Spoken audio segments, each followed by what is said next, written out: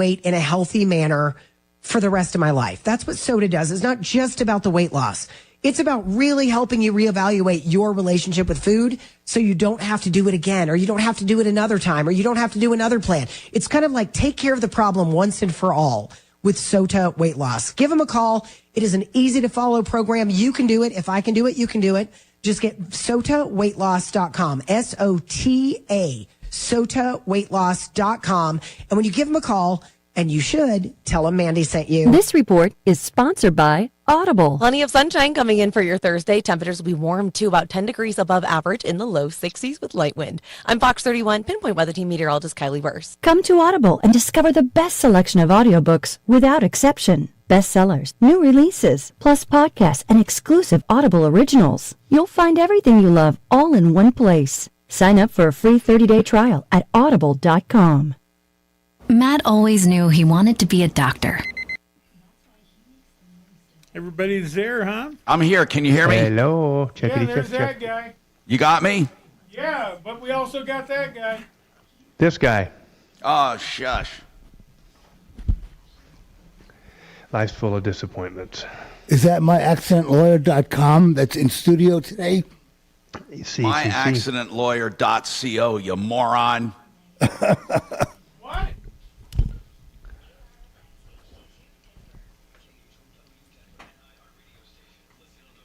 Okay. We good.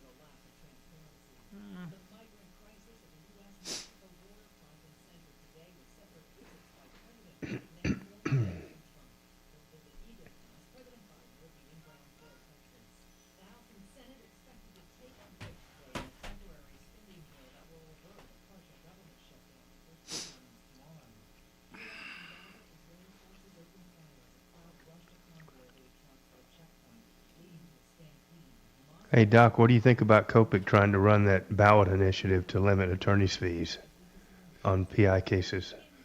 I hadn't seen it. I hadn't seen it. What's going on? Well, so the trial lawyers are trying to get caps either reduced or, removed completely. And kind of in response to that, Copic, which is the doctor's insurance company in town, has proposed and sponsored a ballot initiative where they intend to limit attorney's fees on all PI cases to only 25%. Oh, come on. Is that like their pissed off version of I'm going to get you back? Oh, of course. Of course. Can we talk about it? No, we cannot. Why? Because, Tom, the language on the ballot initiative is not even final yet. It's just too early for me to go into it, and I would prefer not to. I can talk about how the doctors are a bunch of greedy assholes, but other than that, we already know that. And the trial lawyers, you guys Wait a aren't minute, greedy though. assholes? I don't understand. How does this affect doctors negatively anyway? It's for malpractice. The insurance companies perceive that unlimited caps or increased cap sizes are going to cost everybody more money for health care and thus run more doctors out of the state, even though that's demonstrably false. But but they have no problem making legal access that much harder for people, and that will disenfranchise a lot of people that have smaller cases and force them to deal directly with the insurance company, which will result in those people being taken advantage of without the opportunity to have a lawyer on their side. John, what's the percentage now that you guys can charge? It's not regulated. Okay. There is no regulation. The market will regulate it, but there is no law that regulates it. Okay. In Well, I gotta workers' tell you, comp, there is a cap on it. As a libertarian, I agree that there shouldn't be a cap on it. I mean, you guys can choose whatever you want. Right. Yeah, I agree. The market should take care of that issue completely. Yeah, no, I actually agree with you. Hey, So did you it's- get my it's very message about early. Compass? What was that, Tom? Did Kelly get my message about wanting Compass on? She's on the phone with somebody, and there's no cracking that nut while she's mid-call. Hey, Tom, at some point we'll talk about that, but it's just a little bit early to really go off on it right now. So, What do you want to talk about? What do you want to talk about? heck, I don't know. Just I mean, throw what would you something my like to way. talk I'll about run if you with had it. your druthers, which you do? Well, my typical rant is, insurance companies taking advantage of people, the importance of getting a hold of a lawyer early, the fact that we offer, a small firm level of service that you don't get in the bigger firms, all the same stuff I normally talk about. Right now, we've got a whole just plethora of advertising that's been opened up on Instagram and TikTok and that kind of stuff, which wasn't there even 30 or 60 days ago. And, and so it kind of takes away from the seriousness of these cases to suggest that you can just click on a computer link and they'll spit out what the value of your case is. So, those kind of issues I'm always happy to talk about. John, I think that's a great point. And we appreciate that you're a small firm, but do you at least have a complimentary Keurig in the lobby? No, I don't. See, some of the larger firms offer that. Well, I'll take that under advisement. I appreciate that. Is that an important fact to you in considering which lawyer to hire? Oh my gosh, yeah. Yeah. Well, that's not a factor that I had previously considered, but I'll take that under advisement. I'll bring that up at the next marketing meeting. How about that? That's how I shop around as I'm in my wheelchair after an accident looking for a nice Nespresso in a lobby. I can see how that would really turn the tide, It's like, you people really don't seem like you care about me, but the coffee is tasty. You know? The freebies are what really... Do you have any other swag, like a keychain or something? That It looks like Doc needs to add something. Doc? Yes, sir. What were you going to say? Oh, I was going to say, I think John is right. Getting an estimate on your case before you even look at the medical records or the ER records is just, it's crazy. It really has no validity, and people don't realize that. Yeah. Tom, bring that up, at some point in the show. John? I'm happy to always rail What's on that? About what? These apps and stuff and these commercials and stuff that tell you how they're going to tell you what your case is worth. Hey, fellers, here we go. Using and what he would like to see from America. Join me at 4.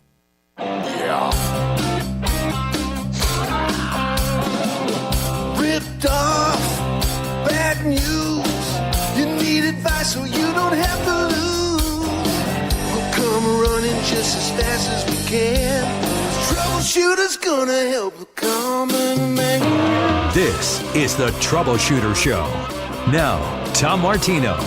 Hi, Tom Martino here. Welcome to the show. 303-713-TALK. 303-713-8255. What's going on in your life and how can we help you?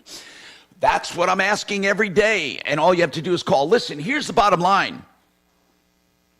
Call right away at the first sign of problems, because we can probably avoid trouble with liars, cheats, and ripoffs. And unfortunately, there are a lot of liars, cheats, and ripoffs.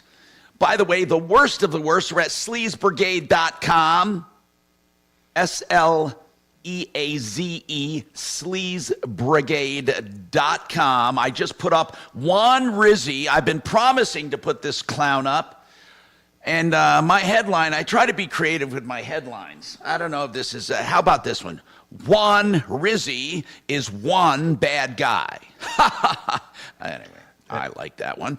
Sleazebrigade.com, Juan Rizzy, taking nearly $1 million from consumers with little or no work. Juan Rizzy. Can you believe that? Now, listen to this. It's hard to believe a scumbag like this is walking free. $121,000 from one couple, $700,000 from another, hundreds of thousands this guy walks away with.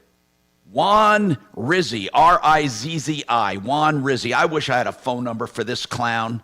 Sleazbrigade.com. Yeah. By the way, Sleaze Brigade's wonderful. Now, that's the worst of the worst, of course. It's the total antithesis of referralist.com, which is my good guys like Water Pros that give you the wonderful water systems at the lowest prices. And every time I have coffee, I think of Water Pros. I know, because honest to God, it was the one thing that made my coffee perfect.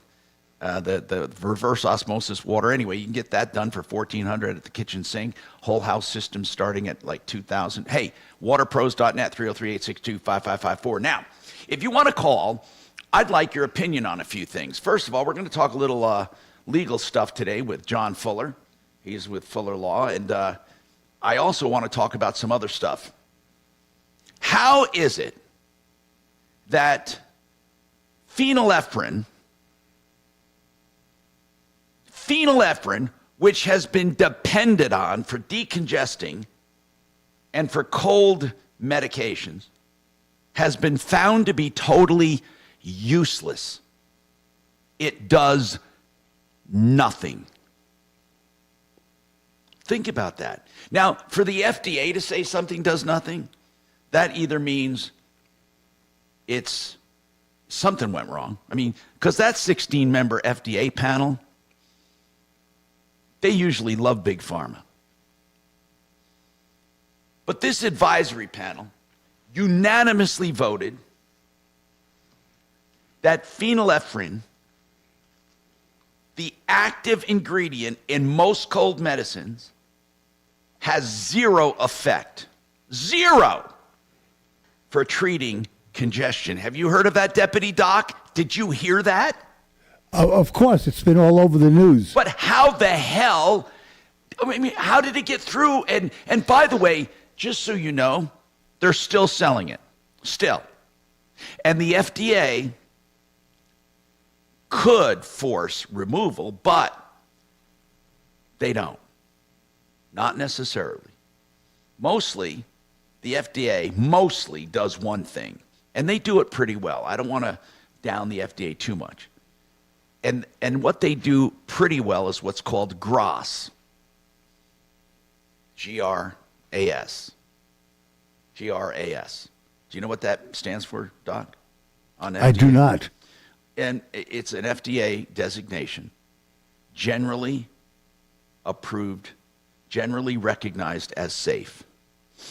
So that's their number one thing. They just don't want you putting strychnine in a bottle and calling it, or putting some kind of poison in a bottle and calling it Socrates' choice or something for infection or something like that. You get the little play. My main beef with the FDA, Tom, is all these supplements that people advertise, and they can make whatever claims they want as long as they label it as a supplement or an herbal product, and the FDA has no control over that. Well, they can't tout it as a specific cure for anything.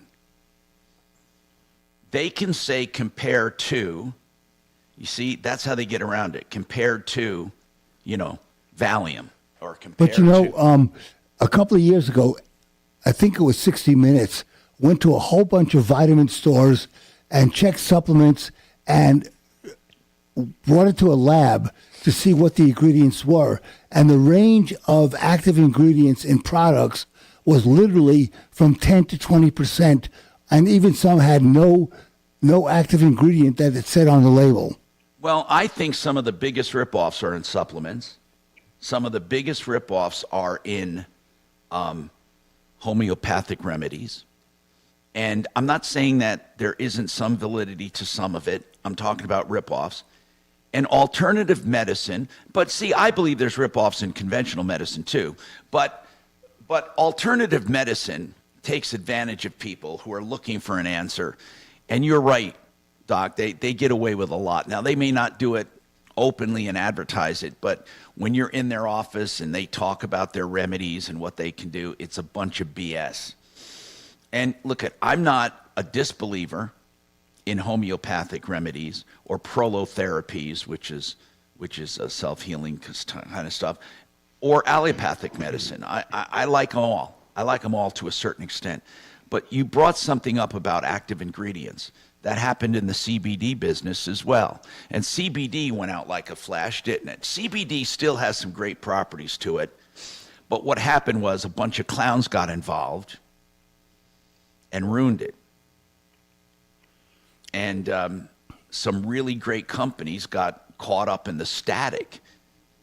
But CBD does work. Now, here's another thing. You brought up ingredients. Did you hear about the aloe controversies? Aloe. Well, that was in the news too. Aloe, most aloe products don't contain aloe. And Bloomberg did a study on that along with some other independent lab and found, and Bloomberg didn't do the study, Bloomberg hired people to do it, independent. And I don't know why they targeted aloe, but bottom line is aloe does little, well, aloe, we don't know what aloe does because these products they tested don't have aloe in them. So think about that. Aloe vera was not in most of the things tested. Aloe vera was a scam.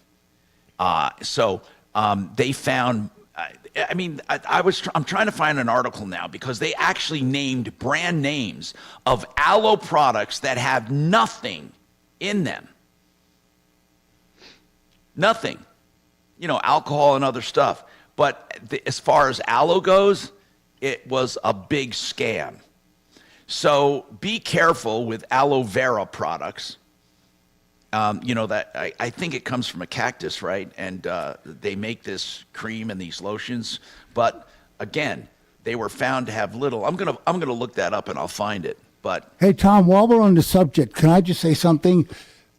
People need to be really, really careful about scams because now with AI, it is so easy to replicate anything on the internet that you have to really double check anytime you get any kind of message that you're not 100% sure of. You need to either shut off the computer, hang up, and go to the website of the organization that's getting in touch with you. Because, like we talk about. Well, of course. I mean, it's going to be worse. It's going to be worse as time goes on because AI is getting smarter and smarter and smarter. Absolutely. They're trying to put into AI a certain morality, and that's even dangerous, by the way. So if you go on to AI and ask it questions that is against AI morality, like, show me something and it's against the narrative. Show me why the COVID vaccine is not effective, or has there been, can you show me examples of where it's harmed people? It won't do it. It has a certain, or can I, if I wanted to list things so I could fight or against such and such a product, it won't do it.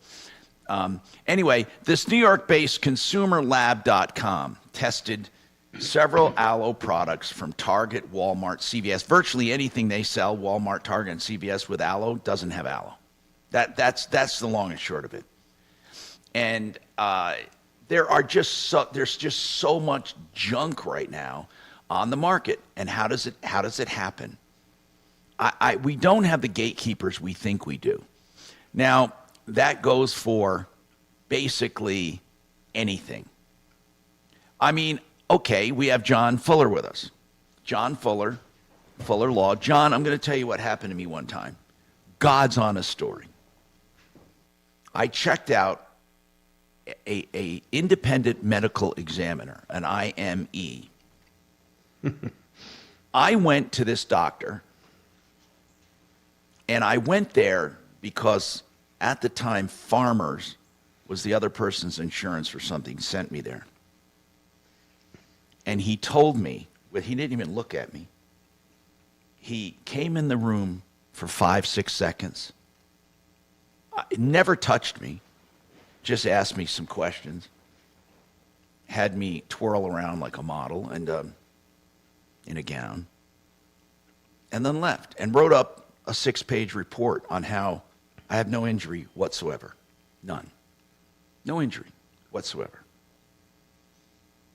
That was an independent medical examiner, which is really, they're whores, but they call themselves independent medical examiners. So I was working at Channel 4 at the time, and I went back there. And I complained of certain problems. It was hard to get an appointment because most of his waiting room was filled with insurance people. But I went as an individual patient. And guess what happened? He recommended all kinds of therapy. Oh. He didn't say there was nothing wrong with me. Same patient, same place. In fact, they did more of a checkup on me and said that I had certain problems with my vertebrae, my lower back, just like I knew I did, which was exacerbated by this accident it was many years ago, more than 30 probably. But can you believe this? The same doctor and same patient, weeks apart, when he worked for the insurance company, said there was nothing wrong with me. What do you think about that? Do they out and out lie like that? I mean, Doc, how do they get docs to out and out lie like that? Seriously. Because do they know when an insurance company shows up, a client that the insurance company sends, do they know they have to lie? Tom, you know as well as I do, there are bad apples in every profession. There are bad doctors, there are bad lawyers, there are bad cops. And I think what happens is that these doctors are incompetent in their own field, and so they wind up doing something, and they become whores to the insurance company. Now hold on. Brian wants to talk about a house. I got to take a break, but Brian, I swear to you, I will take you up right after the break and answer your question. Please hang on. I'm Tom Martino, and then I have Brian Burns from Compass with a problem you're just not going to believe. 888heating.com will do high efficiency heating replacements for your furnace where you'll save going in and you'll save every single month. That's 303-770-2776.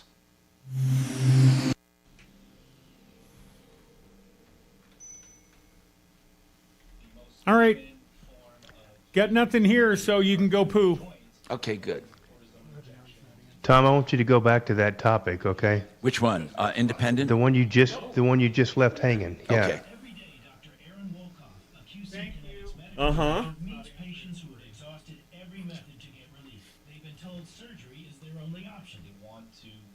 I could not believe what happened with that. Those sons of bitches. Oh, I can.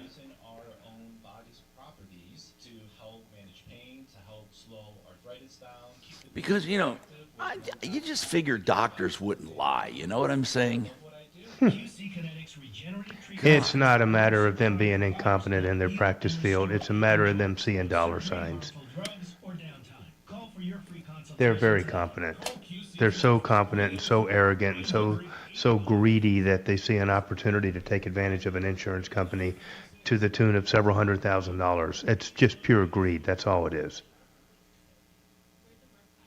I'll be right back, guys. I just got to do. How much time do I have, Shannon? 4. Okay, thanks.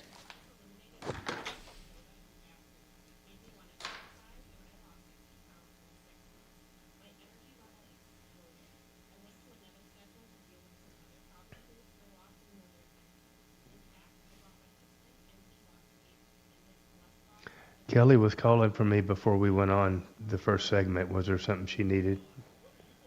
No, I was just going to let you know that you're on the log for a 1:15 live, but Tom's going to do it in content. Yes, ma'am. She just wanted to hear your sexy, Good sultry morning. voice. Thanks so much for calling the Tom Martino Show. That happens a lot, Yeah. you know. Uh-huh.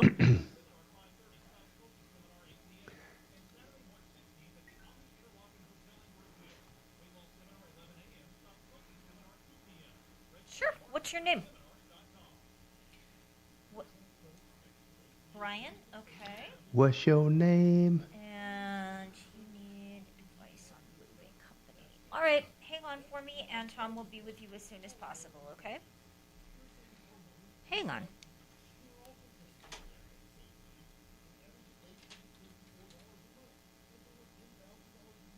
You just hold that little old thought right there now. Don't you go nowhere.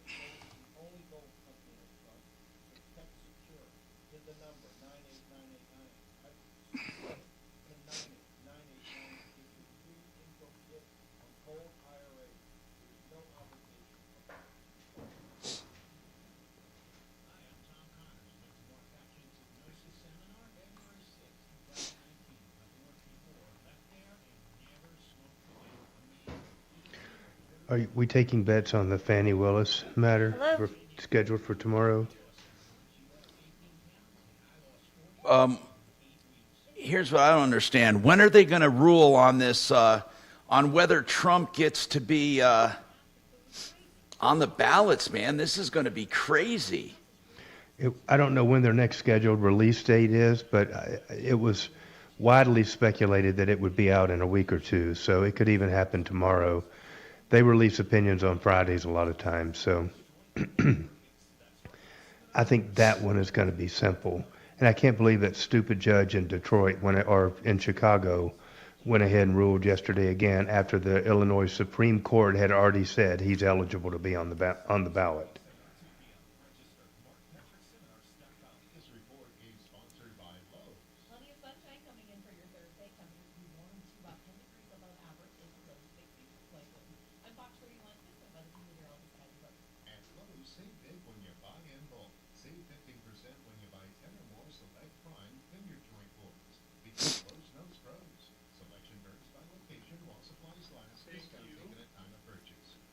Was that just during the break? Yep. 10 seconds, Tom. All right. Trajan Wealth, your trusted local fiduciary advisors. TrajanWealth.com. Denver's talk station. Online at khout.com.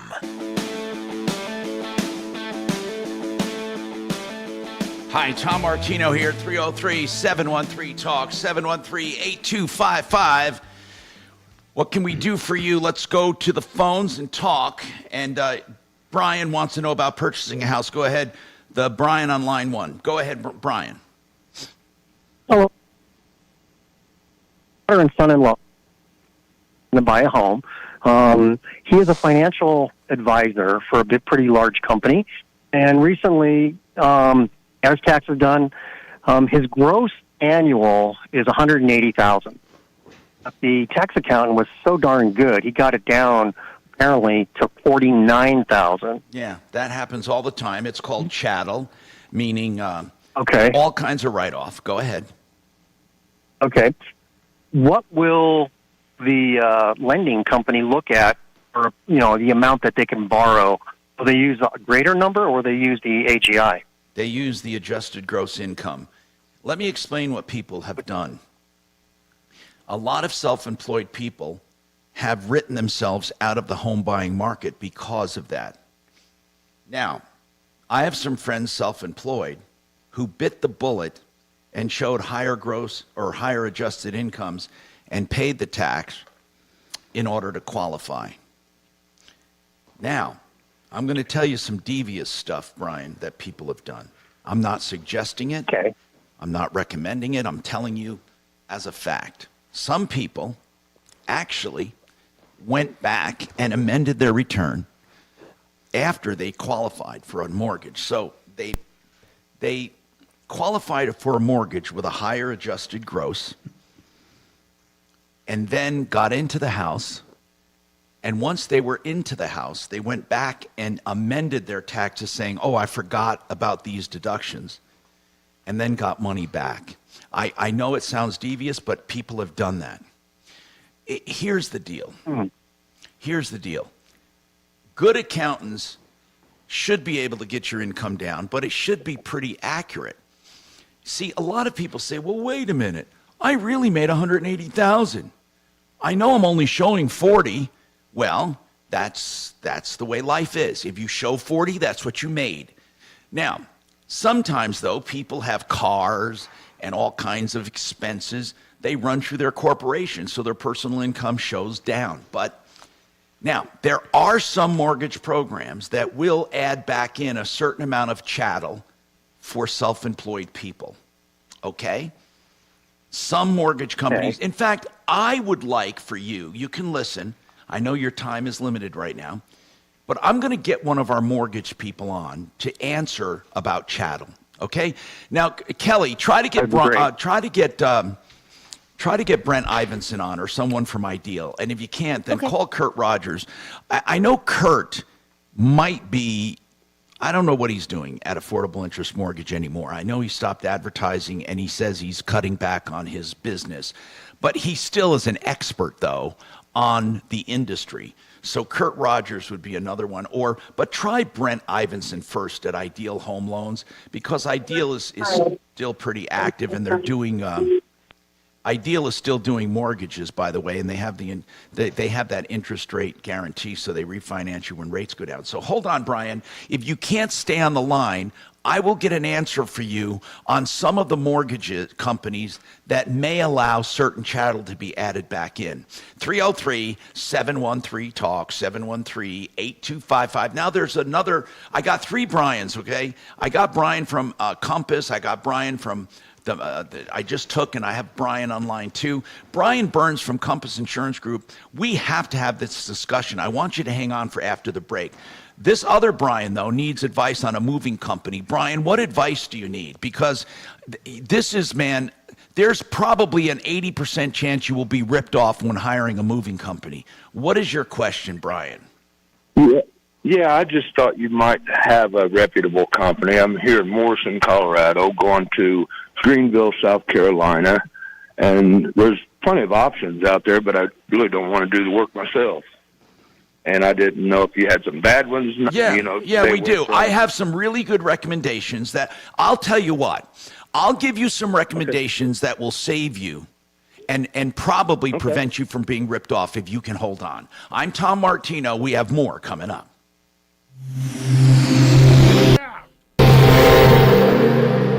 This is Denver's Talk Station with Tom Martino now. Dan Kaplis today at 4, 630 KHOW, Denver. Now, Impact Traffic.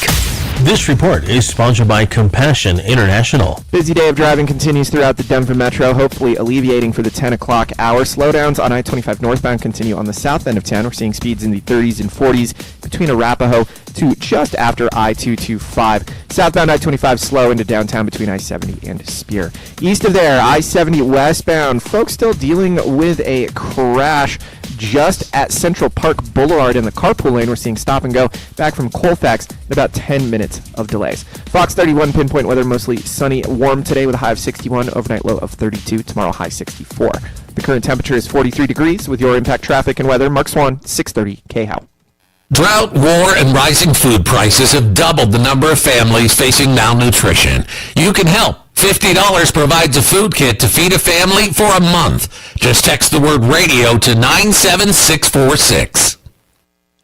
Hey, if you are 30 years old or older, if you have a family, you want Keelan Park, a simple will, maybe, a trust, possibly. What about if you have a business and you want to leave it to someone or sell it? Homes, cars, art, whatever it is, don't make the mistake of doing things on your own. You could screw yourself when it comes to taxes. Keelan Park can help you. They'll do a free initial consultation and come up with your entire estate. You talk to them, an entire plan based on what you tell them. And then what happens is they give you flat rate pricing for whatever you want to do. You can pick to do all of it or some of it. Keel and Park, as I say, common spellings with E on the end of each one. Keel and Park. LawKP.com. 970-818-8198. The Art of Granite. Oh, man, do I love the way Mitch, I love the way Mitch does business. Years ago we met, and I says, Mitch, this is what we're going to do. And, of course, he was the one that came up with it. I said, okay, then I'm going to advertise the hell out of it. He said, I want to give prices on the phone, Tom, because it's not that difficult. I tear out and haul away free. I give wholesale on all countertop materials. So all I have to do is fabricate and install, and I know what the square footage costs, and all I need to see is maybe the shape of the kitchen. I'll give a price on the phone. I do natural stone, man-made material, whatever they want. TheArtOfGranite.com. Get your price. 303-386-5919. Very nice. Thank you. Are you talking about my appearance or my demeanor or what? Just total package. Just longevity. I would say I'm a total package. Yeah. You remind me a little that when they told that Biden he was going to Brownsville today, he thought they meant changing his diaper. Oh, Jesus, God. or it was brownies for snacks today. Yeah. You know? No, he wants ice cream. Well, yeah, but who doesn't like ice cream with their brownies, you know?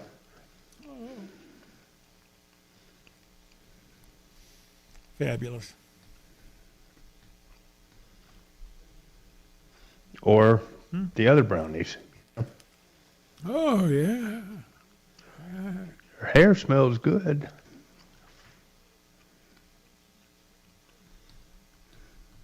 Is today supposed to be beautiful? It's just extra. The 29th. Just extra.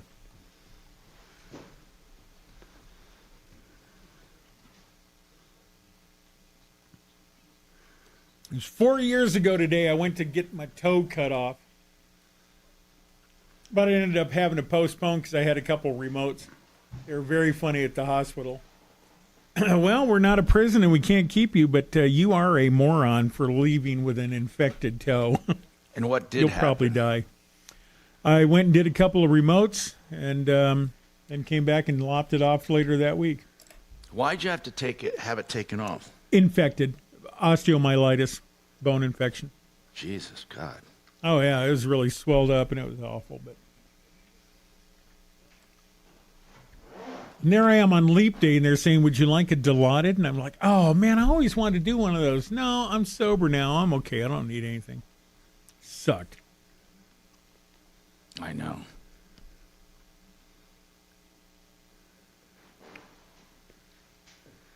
Because, I mean, I guarantee one Dilaudid in my body and I will bring back the spirit of Chris Farley. I hate Dilaudid. I hate it. Ugh. What happens? Yeah. I can't stand it. I can't stand the feeling. Is I'm not it telling really you out I of hate control? painkillers. I hate Dilaudid. Ugh.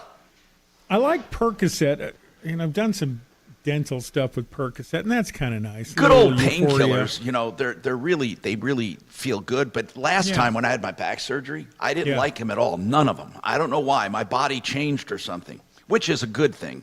Yeah. Because years ago I used to take them now and then and liked them, and it's better not to like them. Seriously. Kelly says she gets constipated from pain pills. Honey, you're supposed to take them orally. Oh, she's plugging them. Uh-oh. Yeah.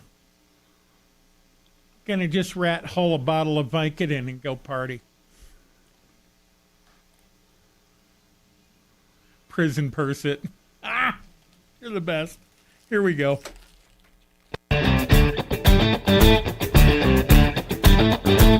Hi, I'm Tom Martino, your troubleshooter. 303-713-TALK. Brian needs advice on moving. Brian, you're moving from where to where? Greenville, South Carolina. Okay. I'm going to explain this to you real quick. Yeah. When you contact a moving company, most likely you won't get a moving company. In fact, I would say 85% of all the people advertising are not moving companies. And here's what they do. So I'll give you the dangers, and then you'll know how to, work around it. Whoever you contact, normally who you contact is what's called, well, I don't know, I call them a scumbag. They represent themselves as a moving company. They give you a price. It sounds good to you, and you sign up with them, okay? When you sign up with them, you'll never see those people again. They sell that contract to someone else. Sometimes they sell it to a guy with a truck. Sometimes they sell it to another consolidator. Whatever it is, they sell that contract. Then the people show up to your place to move you. And when they get there, they tell you that the first guy miscalculated and you're going to have to pay more. You're going to feel desperate. This happens all the time. You're going to feel desperate because they're there to move you and you agree to pay a little more. Those people then pick up your stuff and you never see them again. Now they give it to a transport company who then takes it and calls you to deliver it. But they tell you, by the way, we weighed this stuff and it was way more than the second company said, and you're going to have to pay this to get your stuff. Now, you're going to get hit up 3 times with 3 increases or 2 increases. The first price, then the 2 increases, sometimes even more than that If it has to sit on a truck while you're arguing with them, they're going to say, now you owe storage. You get to a point where you're desperate.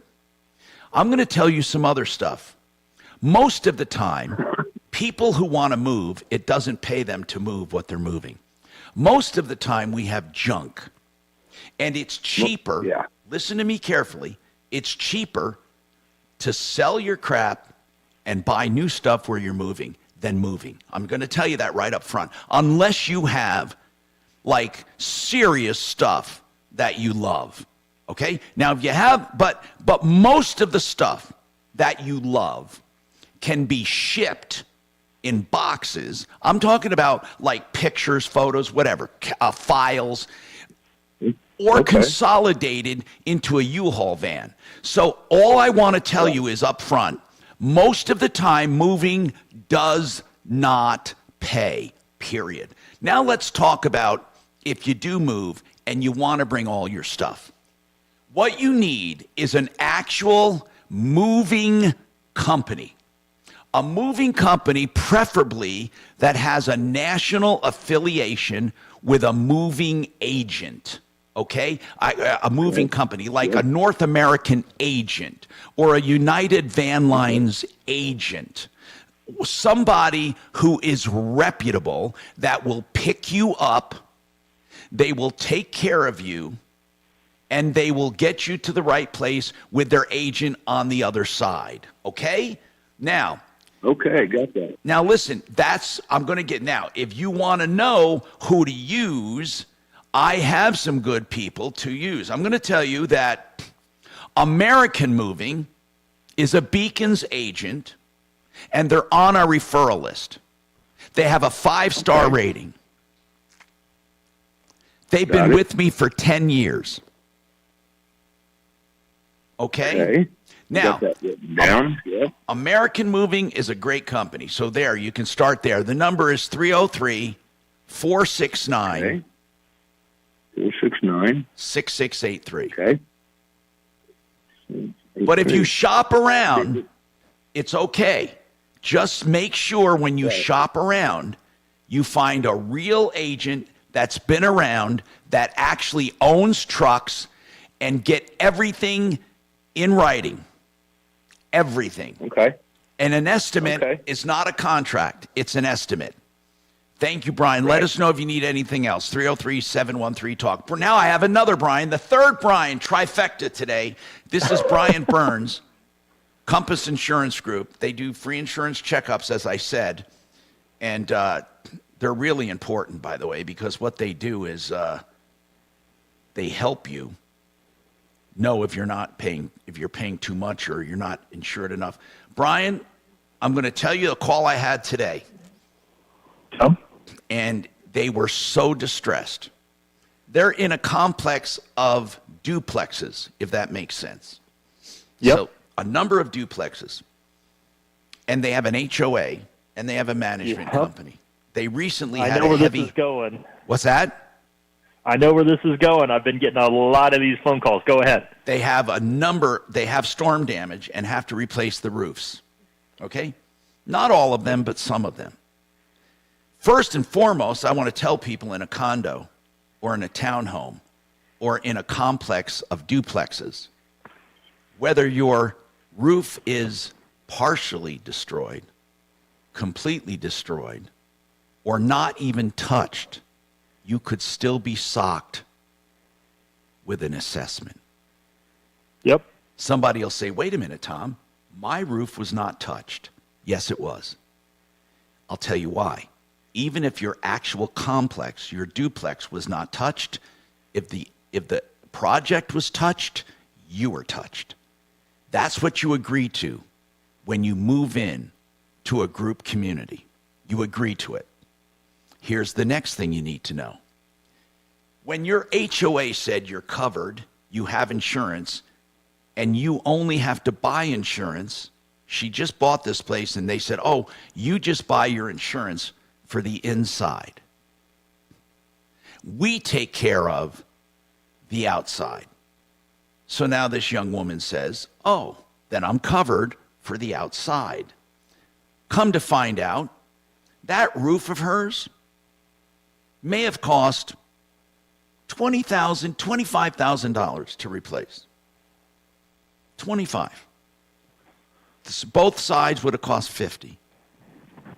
She was assessed 20,000. She said, wait. It would have cost 25 to get a whole new roof. Why am I paying 20 grand? Why am I paying 20 grand if we have insurance? They said, well, we don't have that much insurance. We have a big deductible. She said, you said you were covered. Well, yeah, we're covered, but we have a deductible. And this person thinks, oh, I don't owe it. The HOA owes it. First of all, the HOA is her. Well, then the management company owes it because they didn't have enough insurance. I said, if they had enough insurance, your HOA fees, instead of being $435 a month, may very well be $1,800 a month. Brian, explain to everyone what has happened to insurance premiums on these projects. Yeah, and I thought you were going a different direction with this, because the number of calls that I've gotten is that some of these HOAs can no longer get insurance or afford insurance, and so they are telling the individual unit owners they have to insure their properties. So, you have shared walls, which complicates things, especially if it's a condo where you have, you're on... Well, how would I insure a roof if I'm living in a complex? Right. Well, if it's a townhome, you can do it. I could get insurance carriers to do that, because you at least have, a part of your home is covered by this roof that we could assign to you. Where it would be impossible is if you're on the second floor of a 4-story unit and you're trying to get it. But I'm getting calls from townhomes, HOAs that are dissolving that cannot cover. Well, they're not dissolving, but they are no longer providing insurance, and then the individual unit that is owners actually have to change their happening. Policy. I bet you we've gotten 10 calls this year so far, since December, of HOAs that can no longer do the insurance, and they're converting it to where the individual owners have to change their policy from a condo policy to a home policy so they can cover the roof. And what can they even get? Okay, so does the third floor on a 3-4-story building end up paying for the roof? Or how would I, if I'm in a condo, how do I get insurance for my unit that would cover my portion of the roof? Yeah, and I haven't run into it where it's a condo where they're on a different floor. I'm just saying, if it goes that way, I don't know how I'd get insurance. So the ones that. you were talking about were mainly townhomes? Or like this situation here you're talking about where it's a duplex. I know that's not what you were saying. No, I understand. One, so listen. Yeah. As an owner of a condo, yep, or a townhome, I mean, if your place cannot afford the insurance, what could a premium very well be? If we're talking about a 300-unit condo. Oh gosh, yeah. You're talking about, several $100,000 of premium, but the bigger problem they're having is that these they won't cover the roofs, or they're putting, a 10% deductible on it. So 10% of your dwelling limit. To your point, that this is probably what happened with this duplex, where they have such a high deductible that the amount they're having to assess is almost the cost of the roof. And it gets more complicated than that, Tom, because even if you get loss assessment coverage, which I would highly recommend. All right, hold on, because I want to explain loss assessment coverage, and I want to talk about that. And then John Fuller is still with us, and we're going to go back to talking about independent medical examiners. And also people who claim they can tell you what your case is worth. All of that coming up. All right. Now, Impact Traffic. This report is sponsored by ABBA Eye Care. Starting to calm down throughout the Denver Metro for the mid-morning commute. I-25 north and southbound returning to highway speeds. Still some slowdowns both directions into downtown, particularly around Colfax. I-70 east and westbound flowing free to and from the DIA area. Northeast of there, E-470 northbound. Watch out for some road work between Pena Boulevard and 96th. south of DIA 225 north and southbound easy driving through Aurora and the Tech Center. Fox 31 pinpoint weather ramping up a warm few days. High 61 this afternoon, overnight low of 32. Highs in the mid-60s tomorrow and Friday. Scattered showers on Sunday with a high of 52. The current temperature is 53 degrees. With your impact traffic and weather, Mark Swan, 630 KHOW. Get a new look at ABBA Eye Care. Right now, it's the perfect time with 50% off frames. Schedule your eye exam at abbaeyecare.com today. ABBA Eye Care, the best in sight. Investments come in all shapes and sizes. One you should consider with becomethebanker.org is a fixed indexed annuity. Don't ever listen to someone who says annuities are bad or someone who says they're all good. Neither is true. A fixed indexed annuity of the right kind from Joe Ciano and his team can guarantee you not to lose a dime of gain, not to lose a dime of principal, and to provide income depending on how much you build in account value. And what you don't take in income, your heirs get. Find out more. becomethebanker.org, 303-779-6600. Fabulous.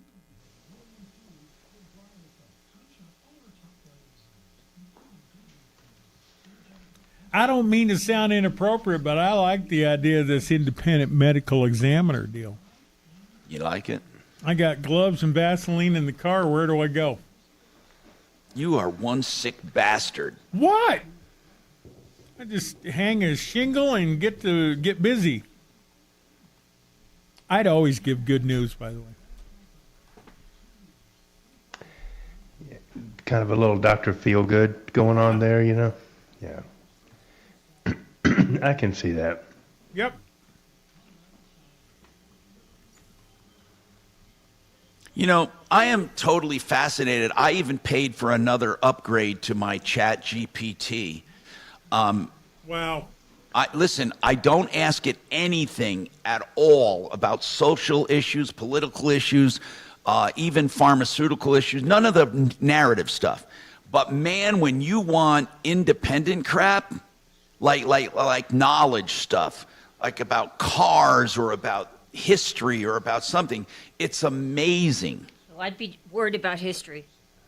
Oh, yeah, well, okay. I'm talking about dates and stuff, and I'm not talking about interpretation of anything. I don't use it to interpret stuff. You don't have to ask it what color George Washington was, so you're okay. Right. When was the first black pope and stuff Yeah. like that, you know? Yeah. Was there a black pope? No. Well, if you ask ChatGPT, there was. Really? Actually, it was Gemini. There's been, yeah. Oh, was it Gemini? Yep. Yeah. There's been some ruddy fellas, you know, somebody looked a little like Edward James almost. But what Ruddy. Yeah. Very impressed. What? The word ruddy is just not something that's really, you know, all that popular in the English language anymore. I think I might have heard someone say swarthy. Like, wow. Okay, so they were a pirate. Pope Pirate the First. Nice.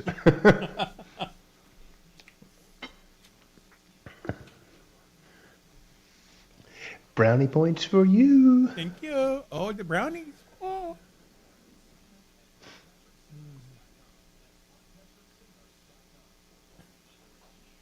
Just listening to Bob Odenkirk. I love him. podcast. And, you know, it's stunning. If you only know him as an action movie hero or from Breaking Bad, holy crap. You know, as a member of Second City, he is the guy who put pen to paper and wrote the line, "In a van down by the river." Oh, really? I didn't know that. He wrote that sketch with Chris Farley in Chicago. Huh. Who knew? He was a writer on SNL for about 5 years. Yes, he was. It's crazy. And became a really good actor. Oh, it's been such a joy. I love that the movie where he's a tough guy deal, that Nobody. You seen that? Where he beats up those guys on the bus and goes after the Russian mob and Yeah. oh, Yes, I hell have of a seen that. thing. I've watched all this stuff. I like him. Yeah. And then you know who else? You know who turned out to be a really good actor too? The Lenny and Squiggy. What was the guy? Was it Lenny? He played his brother.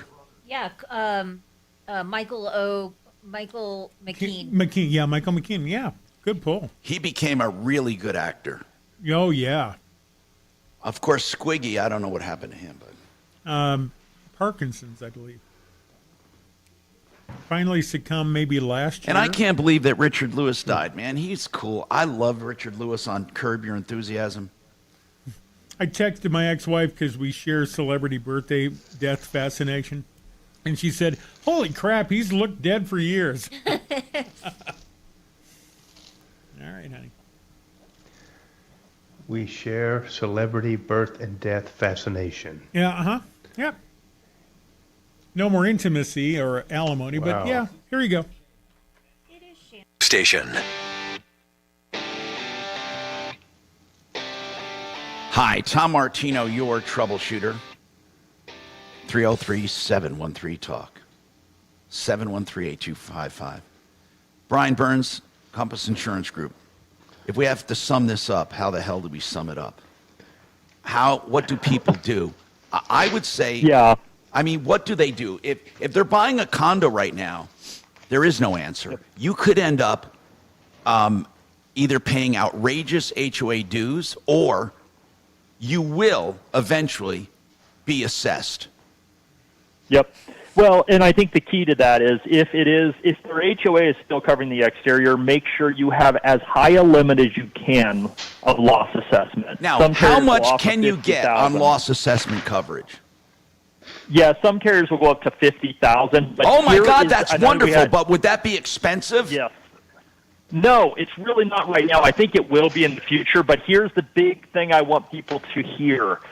There are a lot of companies out there that will offer higher loss assessment coverage, but then when you read the policy, there's a caveat that says that if this is the result of an HOA deductible, it's limited to a different amount. Let's say you bought $20,000, but if you read the fine print, it says that if it's the result of an HOA deductible, they'll only pay $5,000.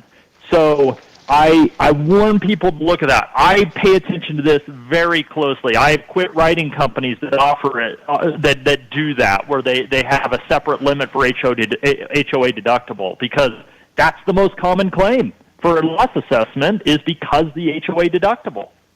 All right, Brian Burns, Compass Insurance Group. I want you to call them for an insurance checkup, 303-996-9000. Steve Cordova. I don't know why I'm giving his last name. Steve, go ahead. What's going on with you, Steve?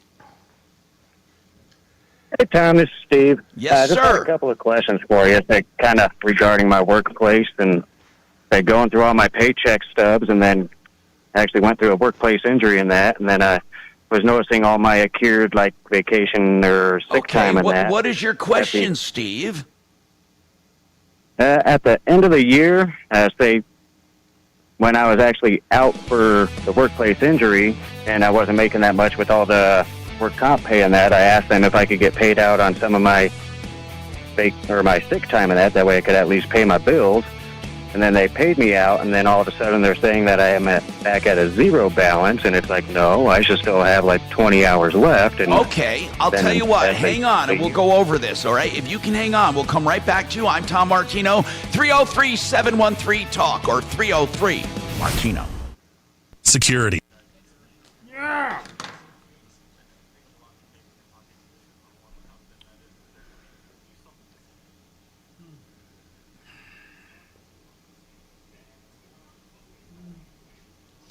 I need to get a lender on. Neither a lender or a borrower will call us back. Bullshit. All right. So I left messages for both Kurt and Brent, and I texted them, and nobody's getting back to me.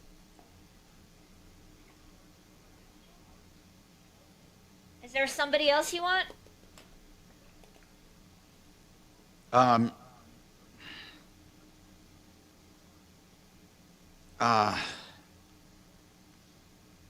Hold on.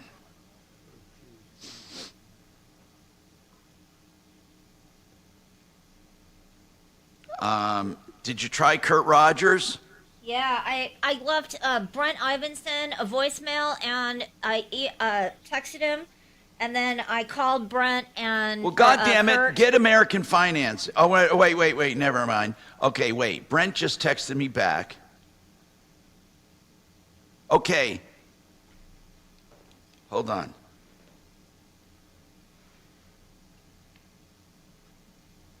Can we call you?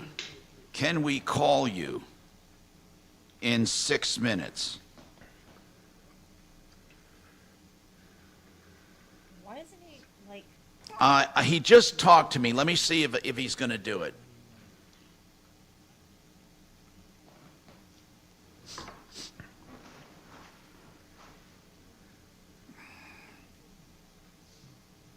Brian's the one that wanted advice on moving, right? That one Brian? Hi, is this Hilda? Hilda, hi, this is Kelly. I'm calling from the Tom Martino Troubleshooter Show regarding the issue you're having with your home.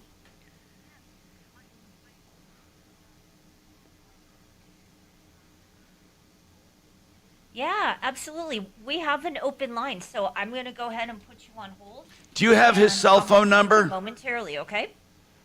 Hang on. What was that? Brent said we can call him in 5 minutes now, so... 5 minutes? Okay. Do you have his cell? Yeah, I do. I don't know why he didn't text me back, but okay. I don't know. I just want to make sure you have the right cell. Hold on, because I had the wrong one. Do you have... I shouldn't say it over the air. Does yours end in 6-4? Yes. Huh?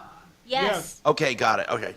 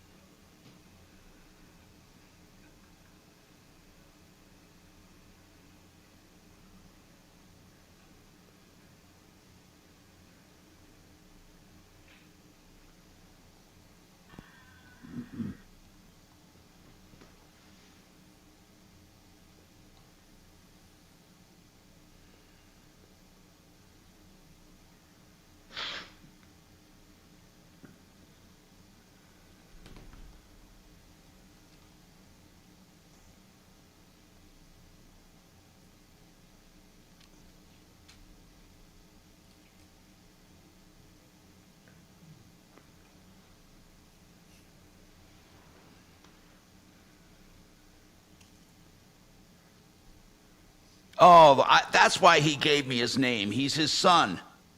Right. Oh, man. I get sneezing attacks sometimes.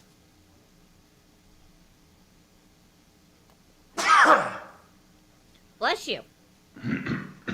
Oh.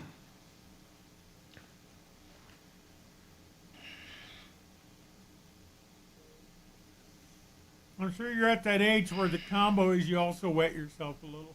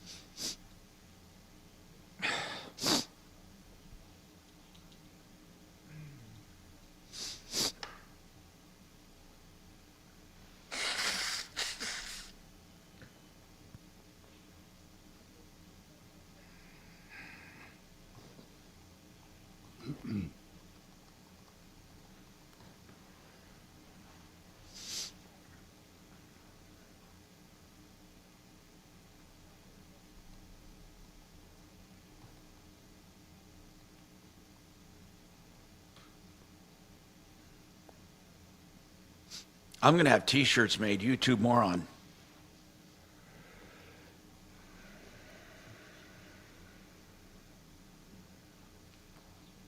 YouTube morons. That's it. It's going to be my new thing.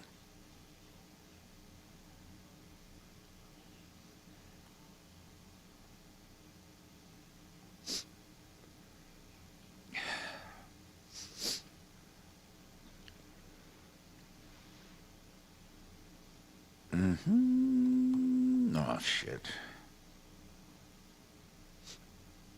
God, this is such a pain in the ass.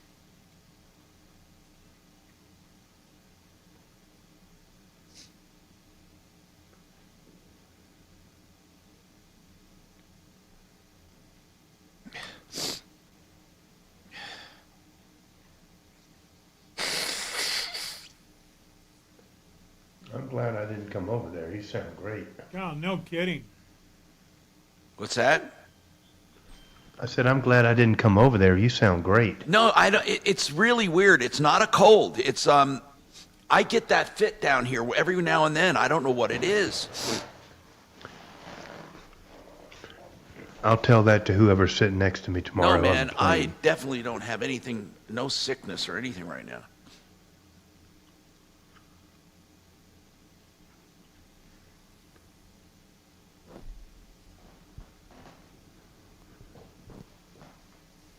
All right, let's make magic.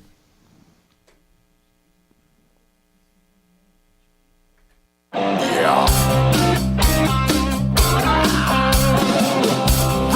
off, bad news.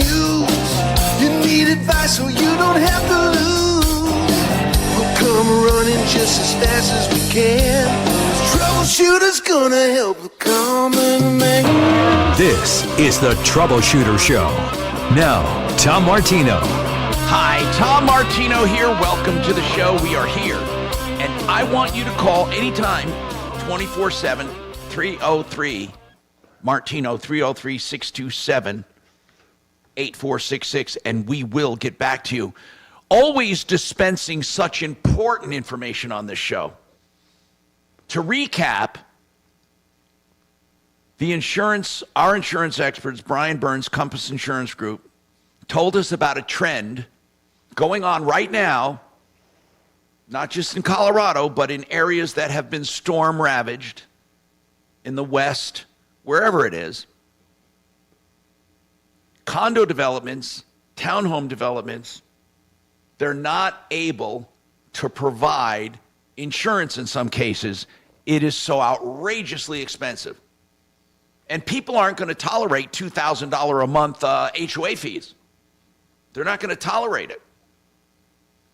So instead, they're saying to homeowners, okay, buy your own insurance. But what happens if you're in a condo? How do you buy insurance to cover the roof? You don't.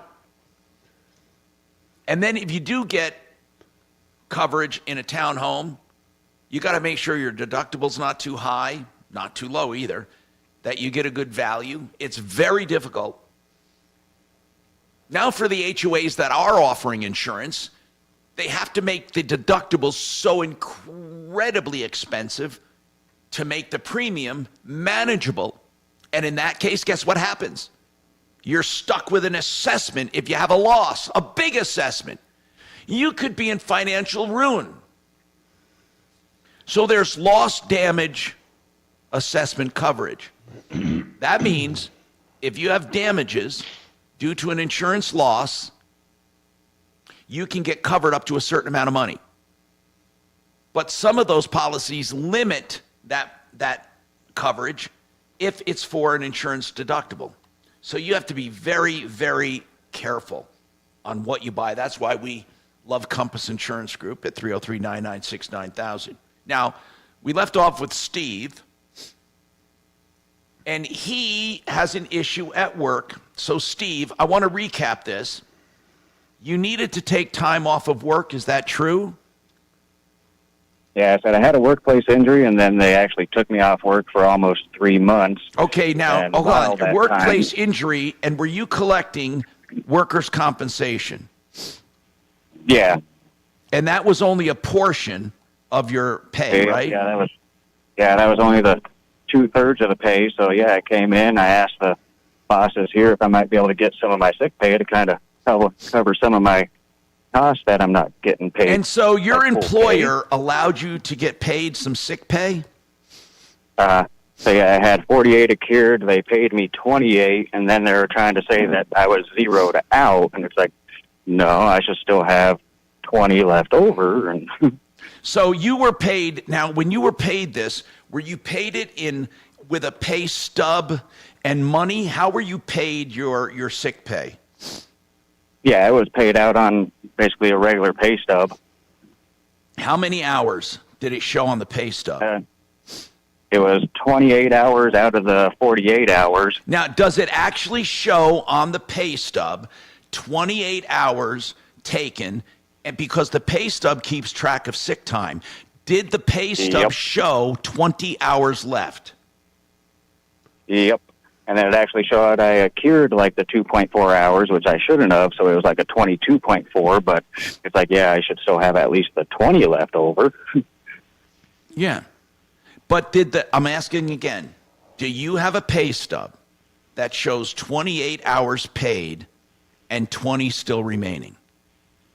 Yes. Okay, good. That's all you need. And then I was kind of thinking, then I just went up there kind of asking him about it because I asked the owner, and then... Well, hold on. What do they say when you show them the pay stub saying, wait, when you show them the pay stub and it shows you have 20 hours left, what do they say? Yeah, because then when the year rolled, they took it back down to 0, and then I went in and talked to him, and she got all defensive. She's like, I shouldn't even be talking to you about this, and you're zeroed out. We paid you too much. Steve, hang on, bro. I just asked you a question. You have a pay stub that shows 28 hours paid and 20 hours remaining. Then you said they issued another one that doesn't show any. Is that right? Yep. Okay. Well, then you don't have a pay stub showing 28 hours left or 20 hours left. Yeah, because I had the one that was on there originally, and then once the year rolled, but you still have that original one, right? Yeah. When did they issue the second one, the second pay stub where they took away the 20 hours? When did they issue that one? That was when I came back to work, so that was the first couple weeks, or just here, last week, so I think it was. So when you came back to work and you were actually paid, the little window that shows sick hours showed you had none. Yeah, it showed that I had none, and I accrued the 2.4, so now I have 2.4. I get you, bro. Now, what I want to know is this. How do they reconcile from one pay stub to the next that shows you took an additional 20 hours? Yeah, because there was none that Well, was I know. taken. How do they reconcile? What do they say about that? Now, when I went in, she just says, no, you were zeroed out. You were overpaid. We shouldn't have paid you anyway. Now wait. Yeah. Now we're getting somewhere. We're getting somewhere. When this is important, because when you get sick time, you don't get gross dollars. They may have overpaid you. So when they gave you 20 hours of sick time, how much did it amount to? Or excuse me, 28 hours. When they paid you 28 hours of sick time, how much did it come to? Altogether, after taxes, it was like 700 and something. Okay, so they did take taxes out. Oh, they did. That's a yes, Steve? Yeah. Okay. Yes. So you netted $700. Okay. For some reason. Okay. So how do they figure you were paid for the additional 20 hours? I have no clue. It's just like even when I came in and I got paid for those 28, he was like, after paying you this 28, you're zeroed out. And it's like, no, I should still have the 20. Well, okay. I have no clue. Is it possible you never had 48 hours to begin with? Because even on all my pay check stubs up until that point, you could see it accruing all the way up until the 48 hours. At the time you got injured, you had 48 hours. You had 48 hours. Yeah. Man, I don't see how they get around this, man. So what's the latest you heard from them? Basically, she just said, talk to the owner. And yeah, when I talked to the owner, he said, talk to her. Okay. You're going to have to go to Wage and Hour. And Wage and Hour, the good news is they investigate stuff like this. That is compensation. It cannot be taken away from you willy-nilly. It just can't be. So if you have a pay stub, what you're telling me is you have two pay stubs issued how far apart? One showing 20 hours left, one showing you didn't have 20 hours left. How far were they? That was from December to February. And in that time, I wasn't from working December, that whole time. And in that time, from December to February, did you take any sick time? I'm not asking pay. Did you take any sick time, or were you still on workers' comp? I was on the work comp. You were not. They did not mark you ready to go back, and you stayed out another week or two? No. Because that would eat up that 20 hours. Yeah, because I never got paid for it, and basically it just disappeared. Okay. Then I don't see how they get around it. Have you ever contacted Wage and Hour? No, I have not. I'm telling you, I'm going to tell you some good news. They really do help people. I mean, they do. Sometimes to a fault. I mean, I promise you that there have been times that people have complained and I didn't think they had a good case, and it ended up that they got the employer in trouble. So I would go. I guess you've been on there. I'm trying to get their you a new number employee here. handbook, it shows What's it that, rolls sir? over, and because even on their new employee handbook, they show like they got a new, I guess, PTO system for their paid time off, and it's like it even shows on there that any hours you had would have rolled over at the end of the year, and it's like, where's my hours? Okay, you're gonna have to go to labor and employment, and here it is. Okay, seriously, I want you to do it. Don't think I'm kissing you off. I want you to call me back and let me know about responses, okay? Because we will help you. We'll even call your employer, but I don't want to do that first. You need to go here to CDLE. That stands for Colorado Department of Labor and Employment, CDLE. CDLE dot Colorado.gov. Okay? Now, when you do that, you can drill down to filing a complaint, or you can call them. But we have had very good luck with people getting attention. I'm trying to find out here where you go once you're on there, okay? CDLE.colorado.gov. You go to the bottom, and there's a Contact Us, and you can file a complaint. If you can't, call them and ask.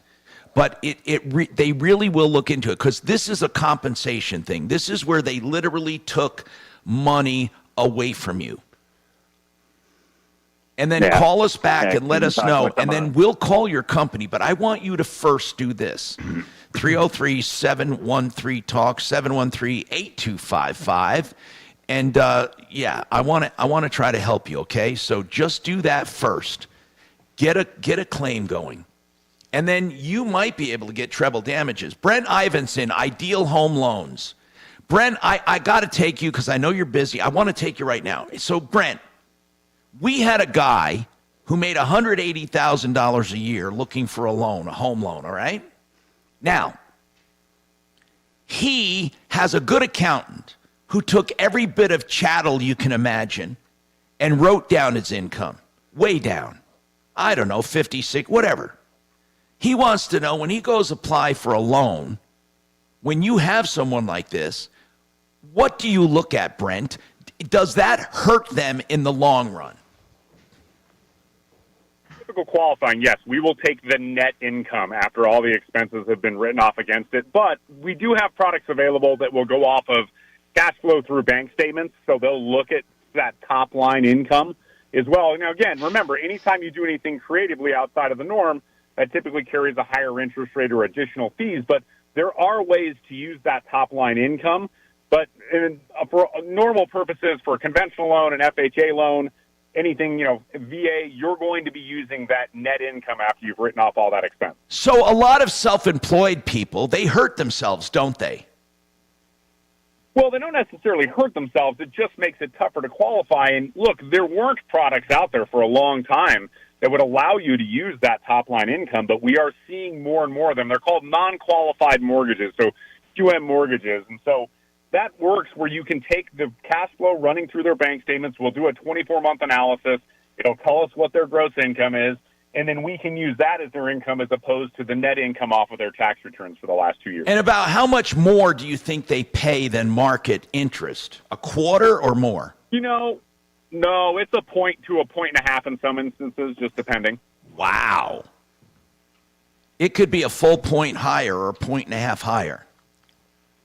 Yeah, depending, and again, that's depending on credit, that's depending on loan to value, that's depending on property type, that's depending on how long they've been in business. But yeah, it's definitely, you pay a premium to be able to do that. But, what we're finding with a lot of our self-employed clients is they look at what they're able to shelter in income from a tax perspective, that the higher interest rate really isn't that bad considering how much they're saving on taxes. Okay, and Brent, a real quick question. What's going to happen this year with interest rates? I'm not asking you to make a hard and fast prediction. What is your gut?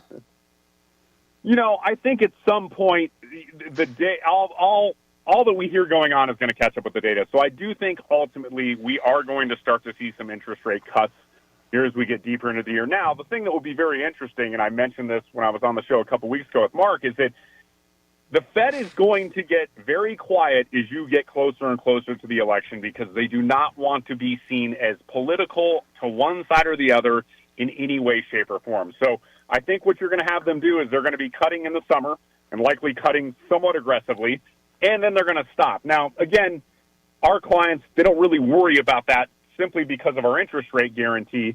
If you take advantage of where prices are at now and lock in an interest rate, lock in a purchase price, close on your new home, when rates go down later, you can refinance with no lender fees thanks to our interest rate guarantee.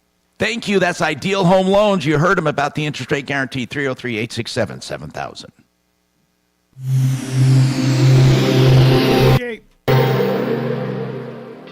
Buy early and win more with Children's Hospital Colorado Mighty Millions raffle. To celebrate 10 years of winners, there are 10 Bahamas Getaway loyalty prizes up for grabs if you get in before midnight tomorrow. Over 6,600 incredible prizes will be awarded, including the $2.7 million grand prize show home. Make a mighty difference for patients and families at Children's Hospital Colorado. Buy now at MightyMillionsRaffle.com. Frank Duran, therealestateman.com. I love talking about Frank because you will never do better when it comes to real estate. If you're looking for someone to sell your house, call Frank. Now listen, there's no obligation to have Frank look at your place and tell you what it'll sell for based on his vast experience. He'll take into consideration all of the comps, the neighborhood, the interest rates, the supply and demand, everything. No obligation. 303-920-1622. Frank Duran, therealestateman.com.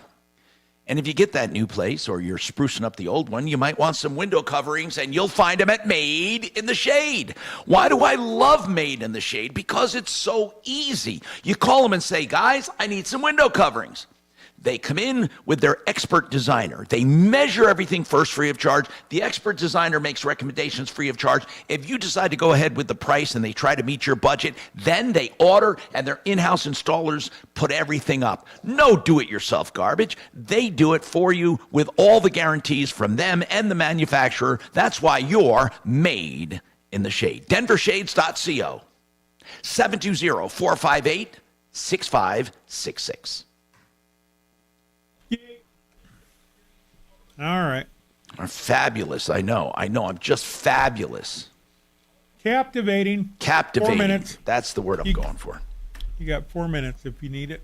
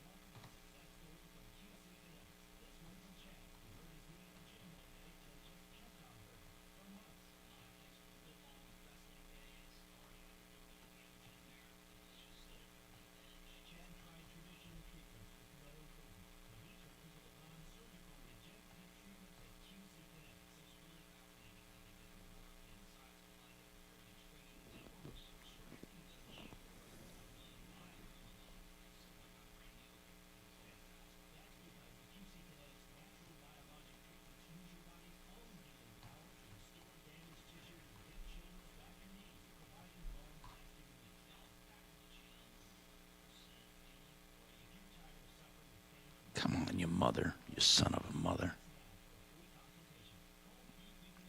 Am I sounding bitter? I don't mean to.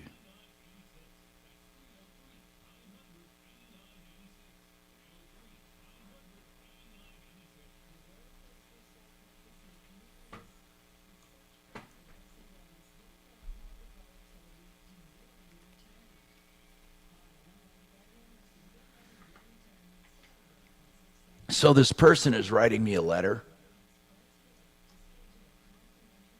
Shannon, Yes, sir. this person's writing me a letter Yeah. about working for me. Okay. And you I can do see some sort of it's- scared straight program if No, you no. want. It's all in one font, except for where they go. I am extremely interested in working for, and then the font changes, Troubleshooter Network, Inc. And then it goes on. And really the special skill set I bring to, and then different font, Troubleshooter Network, Inc. Do you think if they were going to use a form letter, they would be a little smarter? It's not a form letter. I bet that they went to the website and copied Troubleshooter Network Inc. or whatever the heck, and then did a paste, a Control V, as opposed to a Control Shift V, which would keep the format the same. I bet they just wanted to get your company name right. And I'm only saying that because I've done it. Gone and lifted a name off of a website and went to put it into a Word document, and the font changed. I am looking for some people for the first time in my life. Wow. A little lonely? No, I'm truly looking for a media person who can truly edit. I mean, not bullshit edit. So you're looking in high schools for kids that can do some You know TikTok? what? I might want the younger the better. Yep. The problem is not with kidding. young people, I don't know if John's come across this trying to hire people. They want to start at $100,000 and they want every other day unlimited off. PTO and paid everything and a company car and a office masseuse and just about everything No, I else. swear to God, man, when I interviewed somebody once, and the first thing they asked was, what did they, I swear to God, one of the first things they asked was, can I do something about travel? And I'm thinking, fuck you, just leave, you know. Oh, speaking of which, here we go. Coming back. AgentWealth.com. Denver's talk station. Online at khout.com. Hi, I'm Tom Martino, doing a show for you, solving problems, answering questions, taking complaints, when I'd really rather be eating ice cream and drooling. Hey, John Fuller's with us, myaccidentlawyer.co. He had something to say about independent medical examiners. And Hilda, I didn't forget about you. Hang on, please, Hilda, hang on. John, go ahead. I said I went to an independent medical examiner once. Another company that hit me, another client, was insured by Farmers. They sent me there. And the guy looked at me for 5 minutes or less and left the room and wrote a 6-page report on how there's nothing wrong with me and I could have possibly been improved by the collision. And it was a joke, okay? I don't know if he really said that. But anyway, so then I went back as a regular person to that clinic, and it was amazing what they found wrong. So go ahead, John. Well, that doesn't surprise me at all. I mean, the thing that irks me about the whole process is, you know, Doc said earlier, these are people that are bad doctors and they're incompetent and they can't make it on their own. That is absolutely not the case. These are very smart doctors. They've just learned how to game the system. And what they've learned, and I've actually had cases where when we get the expert disclosures and we really find out what these doctors are all about, we come to find out that many of them are making $600,000, $700,000, $800,000 a year from these insurance companies doing these quote unquote independent medical exams. And so there's nothing like, you know, $600,000 or $700,000 or $800,000 to keep you motivated to make sure that your reports go a certain way. And from an insurance company perspective, they're 100% predictable. So, I mean, these are not just dumb doctors. These are super smart doctors that are gaming the system. And the lesson to be learned here, much like everything else, is that these insurance companies are not your friends. They are every dollar they don't put in your pocket is a dollar they keep in theirs. And they'll stop short of nothing to get the outcome that they want. And that's why it's so important to have an advocate on your side that's been there and done that and seen all these tricks before that these insurance companies are playing. And here's what I'd like to say about that. It's not just with IMEs, independent medical examiners, or prostitutes of the industry, as I like to call them. They also come when it comes to pharmaceuticals. You're not supposed to promise, hey, if you do this, I'll do this.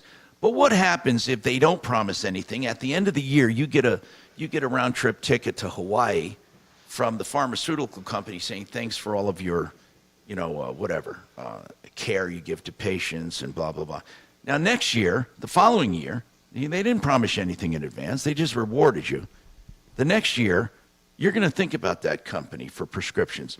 Now, I think they've tightened that up a bit. Deputy Doc, have they tightened it up on, like when you were practicing, Doc, did you get a lot of gifts from people for... Well, the whole thing has changed, Tom. 30 years ago, you could give a talk, get paid for it, and you could say basically whatever you wanted. Now, you have a specific curriculum that you have to follow giving a talk, and they have like secret shoppers who go in to make sure that you don't deviate from the written material.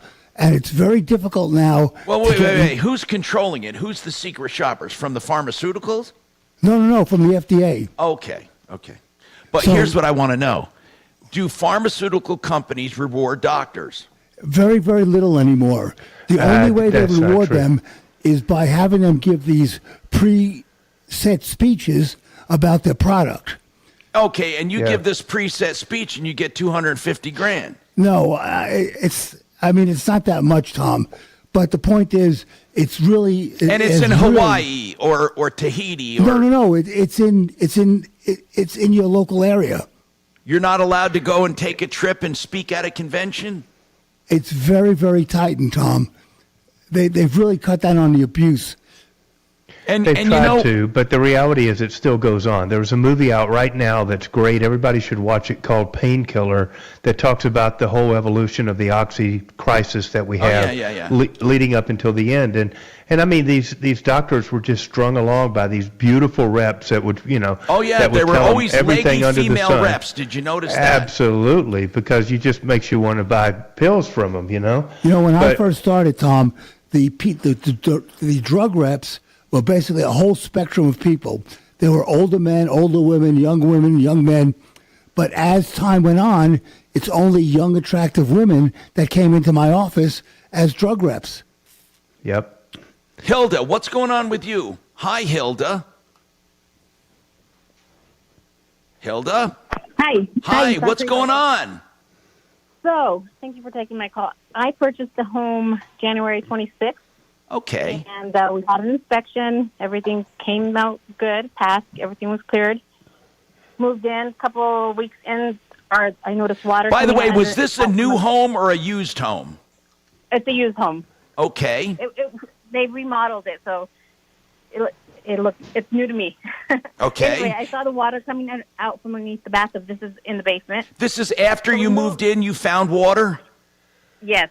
Okay. So we removed one of the wall panels in the closet next to the bathroom, and when we looked underneath the tub, there's no plumbing. What do you mean? There's just a hole in the ground. Wait, hold on. You noticed water coming from beneath a tub in the basement. Yes.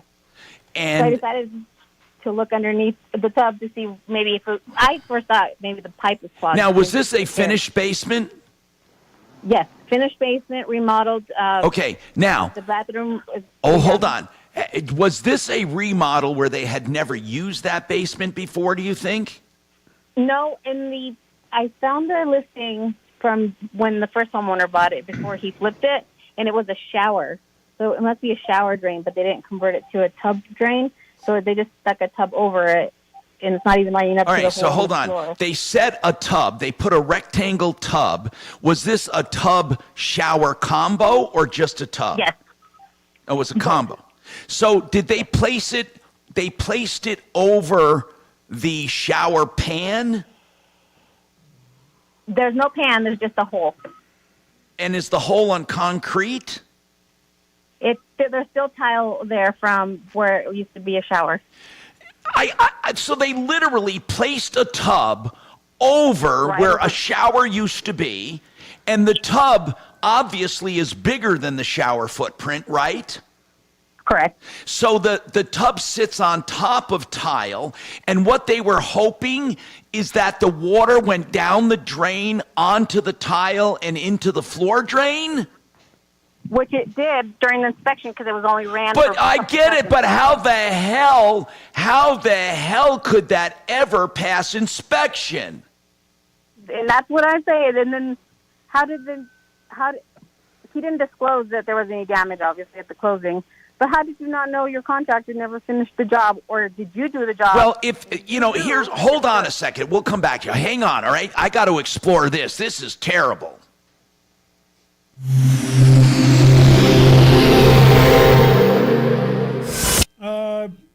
Snuck up on me. Are you ready to write? Yeah. Tom? Hold on. I am right. Hold on. One sec here. It's just one spot. Go ahead. Lazy Days 30. Thank you. In town for the late morning commute, I-25 southbound showing speeds in the 30s and 40s between I-70 and Spirit Boulevard. Let's head west through the Wheat Ridge area. Wadsworth Boulevard northbound. Road work until about 5 p.m. today in the right lane between West 36th Place and 52nd Avenue. We're seeing stop and go back from 32nd and about a 10-minute delay.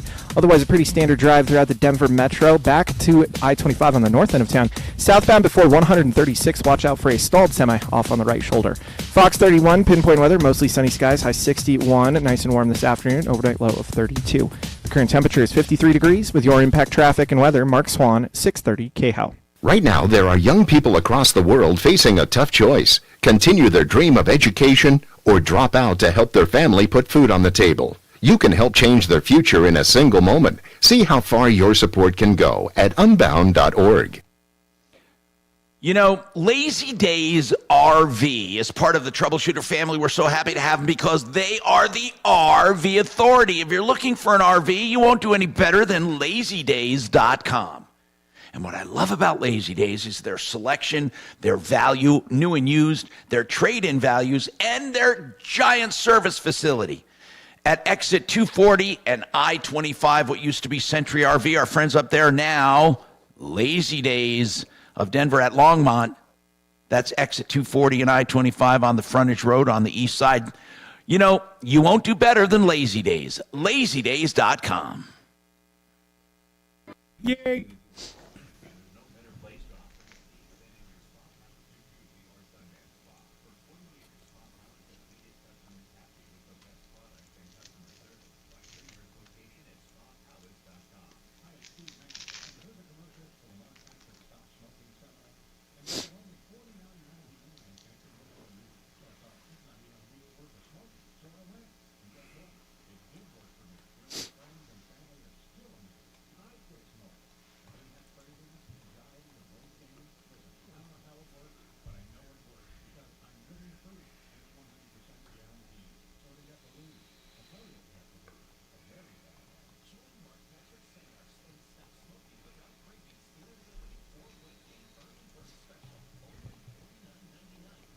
Tom, how's your schooling coming? Oh, pain in the ass. My brain doesn't comprehend like it used to. Are you talking about my series, my financial stuff? Yes. Oh, God. It's coming all right, but man,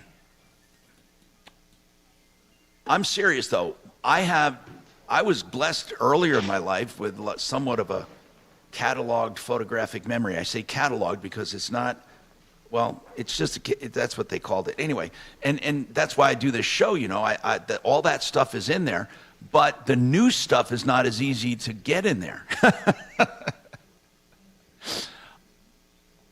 I still think I still think I might have a little bit of an advantage over like a common brain maybe, but man, is it fucking difficult. It's not, let's put it this way. I used to be able to just read shit and it was there. Yep. And I can't do that anymore. I can't just read it and it's there. Well, I can still pick up stuff really quickly. Yeah. But then as soon as I use it, like I got my captain's license for driving big boats and stuff down in Florida. And that's an incredible amount of information you need to be able to take the test. But once you take the test, you can just data dump that stuff and it's gone, and you don't really need it anymore. And it's just amazing how 2 months later you can't really remember any of that, but you knew it back and forth when you took the test. And that's right. Like when I got my license, my pilot shit, the stuff you had to know that you would never, ever, ever use again. Right. But the stuff you use, and that's why on this show, all that shit that I keep quoting and stuff I know. But here's the deal. On the financial thing, the other part about that is that truly it's a requirement more than it is that I'll ever actually do any direct investing for people. Mm-hmm. I mean, it's So nice hard to know really about that stuff, but I have experts that do that. Right. So it's hard to really get invested in. Yeah. It's not like getting this knowledge. That's exactly right. I understand completely. I'm not going to have that responsibility, thank goodness, for people. It's weird. One of my torts professors, I discovered yesterday, has a website with every exam that he's ever given, way back to, back in the day, so to speak. And so I went back and looked at our final exam, and I actually kind of sort of remembered this final exam. Like, it's still there in my brain. I was like, I've seen that before, But it's like I can't tell you what I had for lunch yesterday. I'm going to tell you. But I I'm can going to remember tell you the who I stupid test admire. from 20 years ago. I'm going to tell you who I admire, and I often don't respect them. But when you have goddamn actors who the scripts like that roll off their tongue like it's natural, and you're talking about guys like, De Niro. I mean, how old is he? And these There people. you go, coming back. Now.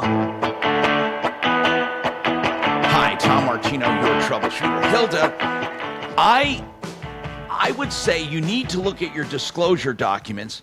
I mean, this is incredible. John, do you realize what she's talking about? John Fuller's my guest today. John, she's talking about this tub was placed over where a shower used to be, just on the floor. And the open drain goes down to the floor and then makes its way to what used to be the shower drain in the center. And then if you run it too much, it's going to come out the sides of the tub. Right. So 2 things. I hope that a competent person can fix that relatively easy for you guys. But well, they're going to have to lift the tub. They're going to have to plumb for sure they're they going to are. have to plumb the whole damn but thing. But the drain's there. I mean, it's not like I don't think it's going to be the most complicated repair in the world. But I look at these dang home inspectors, and I think by and large, some of these inspectors are just absolutely worthless because either their agreement disclaims any responsibility for anything that they don't find, or they just do a cursory look and they don't. I mean, any inspector ought to run every bit of water in every tub and sink and shower and everything else and verify that everything is working correctly. And so, I don't know. I mean, they probably disclaim any liability, but their last fallback is going to be to just sue the dang owner for just outright misrepresentation and fraud. Now, Hilda, I think you could pull that off. Hilda, how much? I'm sure you got an estimate. What will it cost to fix? It's between $20,000 and $30,000. No, somebody's ripping you off. I think that's ridiculous. Somebody's ripping you off. Hilda? They have to. They say because they have to do the water mitigation because it got into the closet, and they say the water damage is up 2 feet. Oh, the wait wall, a minute. so they have Wait to a minute. replace the Did the plywood. water? Wait, Hilda. Did the water damage happen after you bought it? Yes. How? After I showered. Did you shower in the downstairs? Yes. So I showered. If one person showers, it'll drain. If we do multiple showers, that's when we saw the water coming out from underneath. And that's when we figured out we had a back-to-back So one shower or multiple showers had enough water leak out that did $30,000 in total damages? That's what I've got two estimates that are about that, and then just the plumbing is about $5,000, and that's just the plumbing. But he says he sent me to somebody who does the tile in the wall, and then the tile in the wall sent me to somebody who does water mitigation. So it's like I have to find somebody that does all three things. You see, but here, okay, hold on. This is going to be really difficult. You had water coming out because you used it and it wasn't plumbed properly. And, okay, did the disclosure sheet say anything about anything being done to code or improvements? What did it say? Did it say that, because that's obviously wasn't up to code, and there are questions about permits, was that done with a permit? I went on to regional after the fact, and there's no permit pulled. Okay, now did the disclosure tell you that? No. Well, sue the homeowner, sue the seller. But yeah, the seller is going to be responsible if they lied to you. On the disclosure sheet, the seller's going to want to turn around and name somebody else and claim. The seller's going to say we had no idea, right? And the only way that they can officially say we had no idea is to blame the contractor or the person that did all that work. Yeah, but somebody's going to have some insurance and somebody's going to have some money. John, there's something else. That's the disclosure sheet. If the I homeowner, understand. no, I'm talking about the disclosure about permitting. It says on the disclosure sheet, were any improvements done without permits? It doesn't tell you they were done without permits, no. It just says remodeled, retiled, new plumbing, that's new not flooring. on that. Remodeled, retitled is not. Can you send us your disclosure sheet? Because I don't trust you to know what I'm talking about. There's a specific question about home improvements. And it specifically asks about permits. Do you see the question? I don't have it with me, but I will grab it and email it to you. You got to. Because really, here's the deal. The whole idea about non-disclosure is them knowing about it and concealing it from you. It's not, and if they don't know about it and they say that, like John said, the contractor did it, but if they lied to you about the permit, that has nothing to do with whether they knew it or not, because they know if they lied to you, if they said they did it with a permit and they didn't do it with a permit, that in and of itself would tell you it didn't have the proper inspection and they lied to you about it. I just think you're going to have a hard time either way, even if you sue them. John, can you see them suing where they're going to make any money on this? I mean, don't you think it's going to cost them that much money unless these people cave? It's going to cost them $10,000 to get them to cave. John, you know legal fees. What do you think? Yeah, it's possible. I mean, but it's also possible you get a judgment against this former owner, and he's got to come to the table and say, let's work something out. I mean, I don't know all the details about this, but the guy just got a pile of money when he walked away from closing. So, there's no time like the present to try to get something squared away on it. But I mean, it's clearly fraud. Yeah, it's clearly it is. fraud. Now we got to take a break. Fraud is not dischargeable. I mean, there's a lot of good stuff on your side that There's another quick question. I got to take a break. And Hilda, you got to hang on because I need to know some other stuff right after this.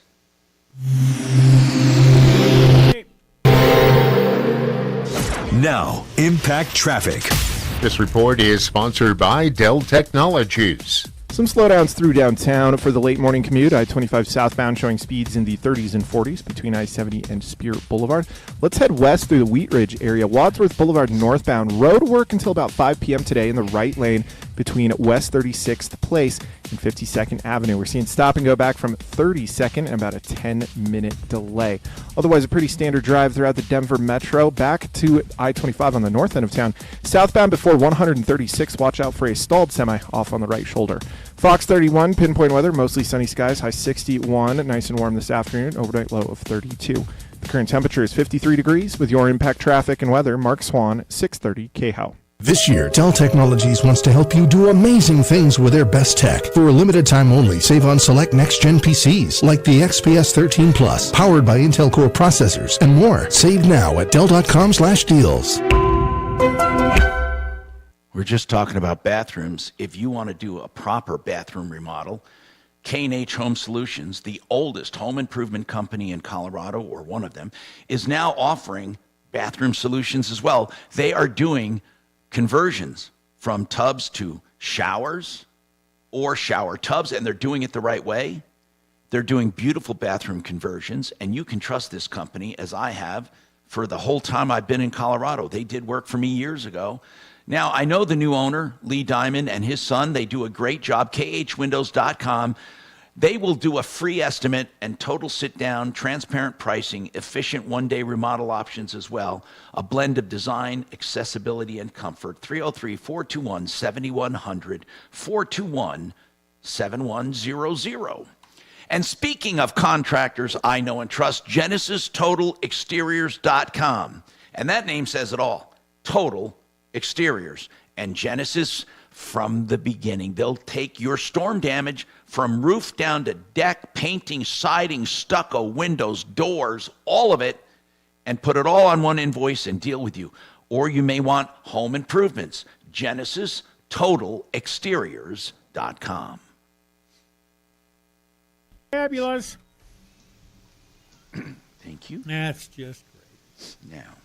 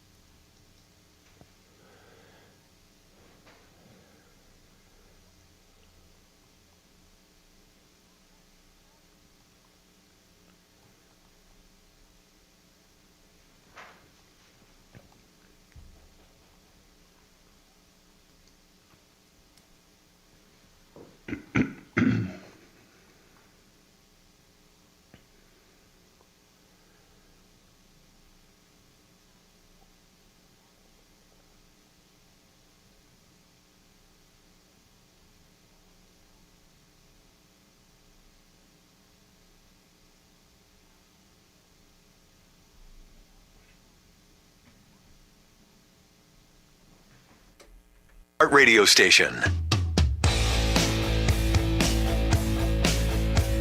Hi, Tom Martino, your troubleshooter, 303-713-TALK, 713-8255. So, Hilda, I need to know something. This is really important because fix and flippers have gotten away with stuff like this by saying they had no knowledge. Was this a fix and flipper? Yes. Huh? Yes, it was. Okay, if they've never lived there, I'm telling you, this has been a defense in the past for people. Okay, there's still no reason for lying on the disclosure sheet if they lied, unless they say they were misled and they thought everything had a permit. John, don't you agree that a fix and flipper will make this more difficult? Yes. Because you have to have actual knowledge. So I'm going to tell you something. Hilda, I would call my referral list and get people to give you honest-to-God estimates before you decide economically is it worth going after them. You may even want to get an attorney like Brad O'Brien, O'Brien Legal Services. He's a real estate attorney. Call Brad O'Brien because here's the deal. You need to get an estimate on what he thinks it might cost, or you might get him to write a letter and to start threatening to see if they'll come to the table. That's what you need to do first. Call Brad O'Brien, O'Brien Legal Services, or anyone that you feel comfortable with, but he handles real estate stuff like this, and then see if he can get them to scare up some money before doing a full-fledged lawsuit, because I'm not sure you come out ahead with a full-fledged lawsuit. Now, I personally believe that statute should provide for attorney's fees when you have disclosure cases like this. Because I truly believe that people do the math and they figure, you know what, the hell with them. Let's not disclose it. And if we get away with it, fine. And they're not going to have enough money to sue us anyway. So I would say, that's where you start. And then send us the disclosure statement too. I still want that. Kevin, you have props, kudos for Brothers Flooring. Tell me about it. Yeah, we have a pretty good sized hardwood floor, and I know you have Buddy on all the time, but they don't do refinishing of hardwood floors. So I looked at your list. I found Brothers. They came all the way up to us here in Erie. They showed up the day they said they were going to show up. They showed up on time every single day, and answered all my. I got a lot of questions for everybody. He answered all my questions. That's very patient. wonderful. I'm very happy with them. Thank you so much, Kevin, for using referrallist.com and for that positive report. We have more coming up from John Fuller, and I'm going to ask him a question I hear all the time, and that is, what is my case worth? We'll talk about that and more, plus your calls at 303-713-TALK, 303-713-8255.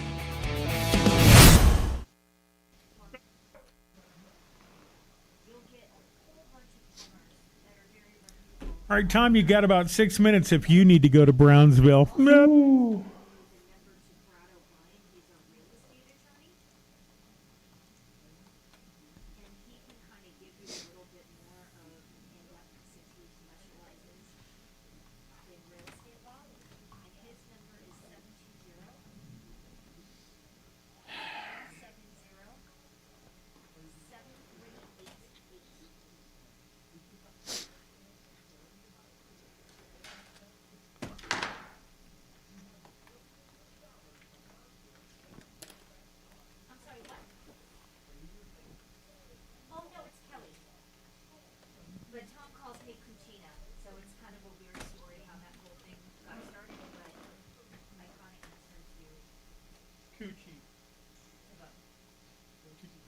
Coochie.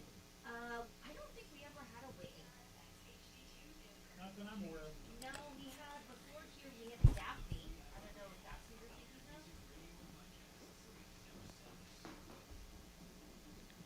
Well, no, that's Suzanne and myself.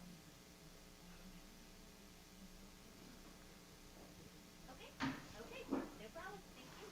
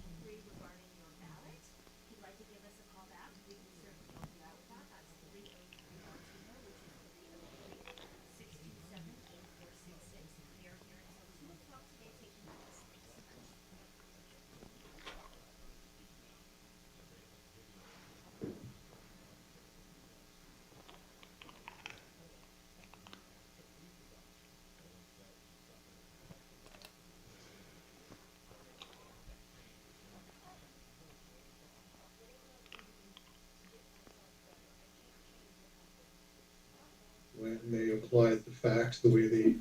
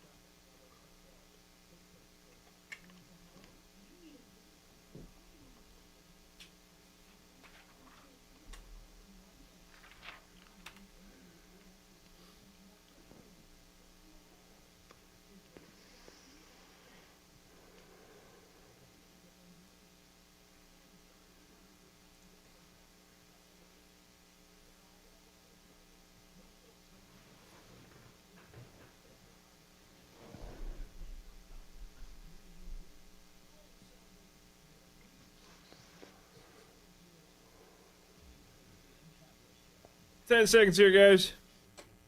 From Ukraine, a member of the Ukrainian military. He'll talk about his view of what's really going on the front lines, who's winning, who's losing, and what he would like to see from America. Join me at 4.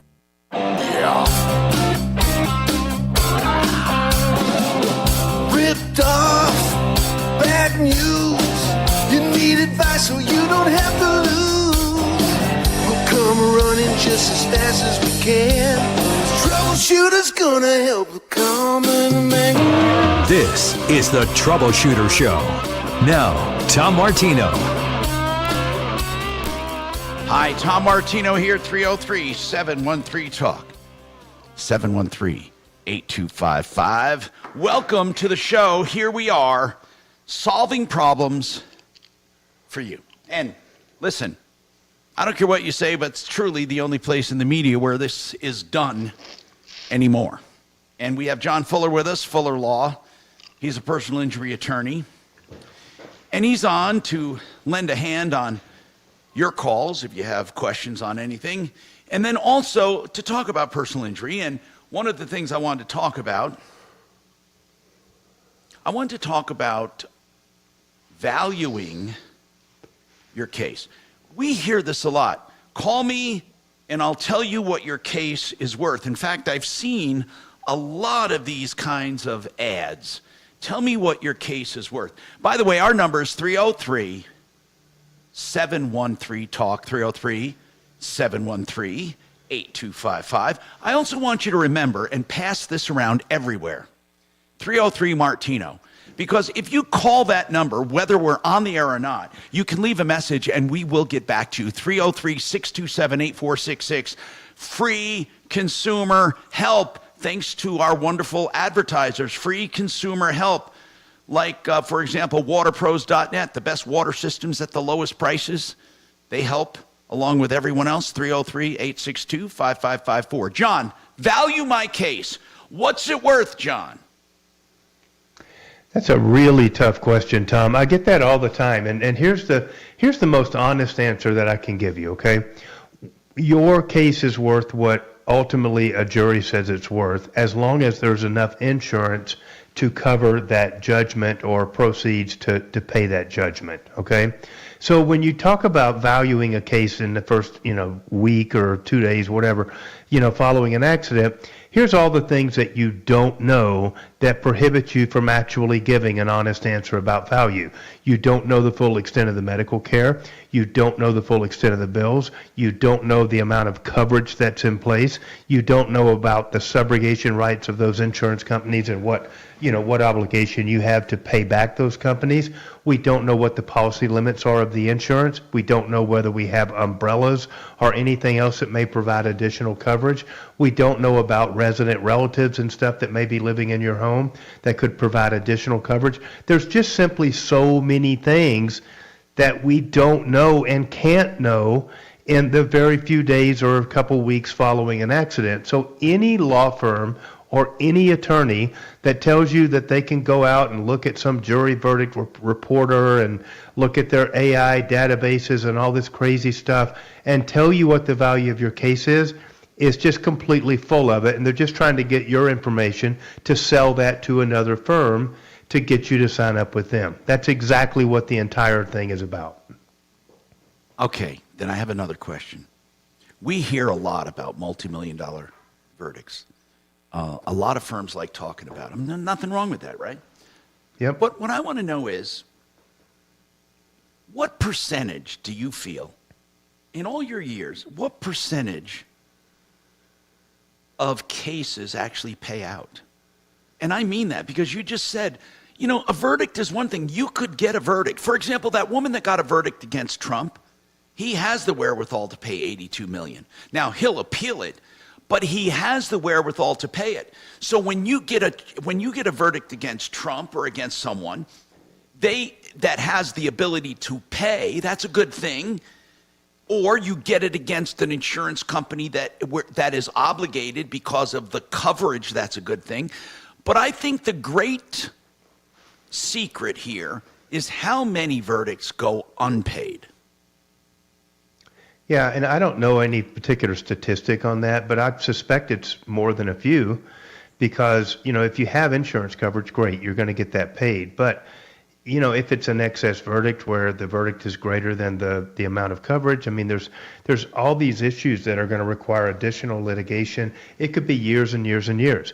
I suspect that the judgment that you're talking about with Trump, probably the check is not in the mail. And that one's not going to be, paid anytime soon, if ever. And so, these are the concerns.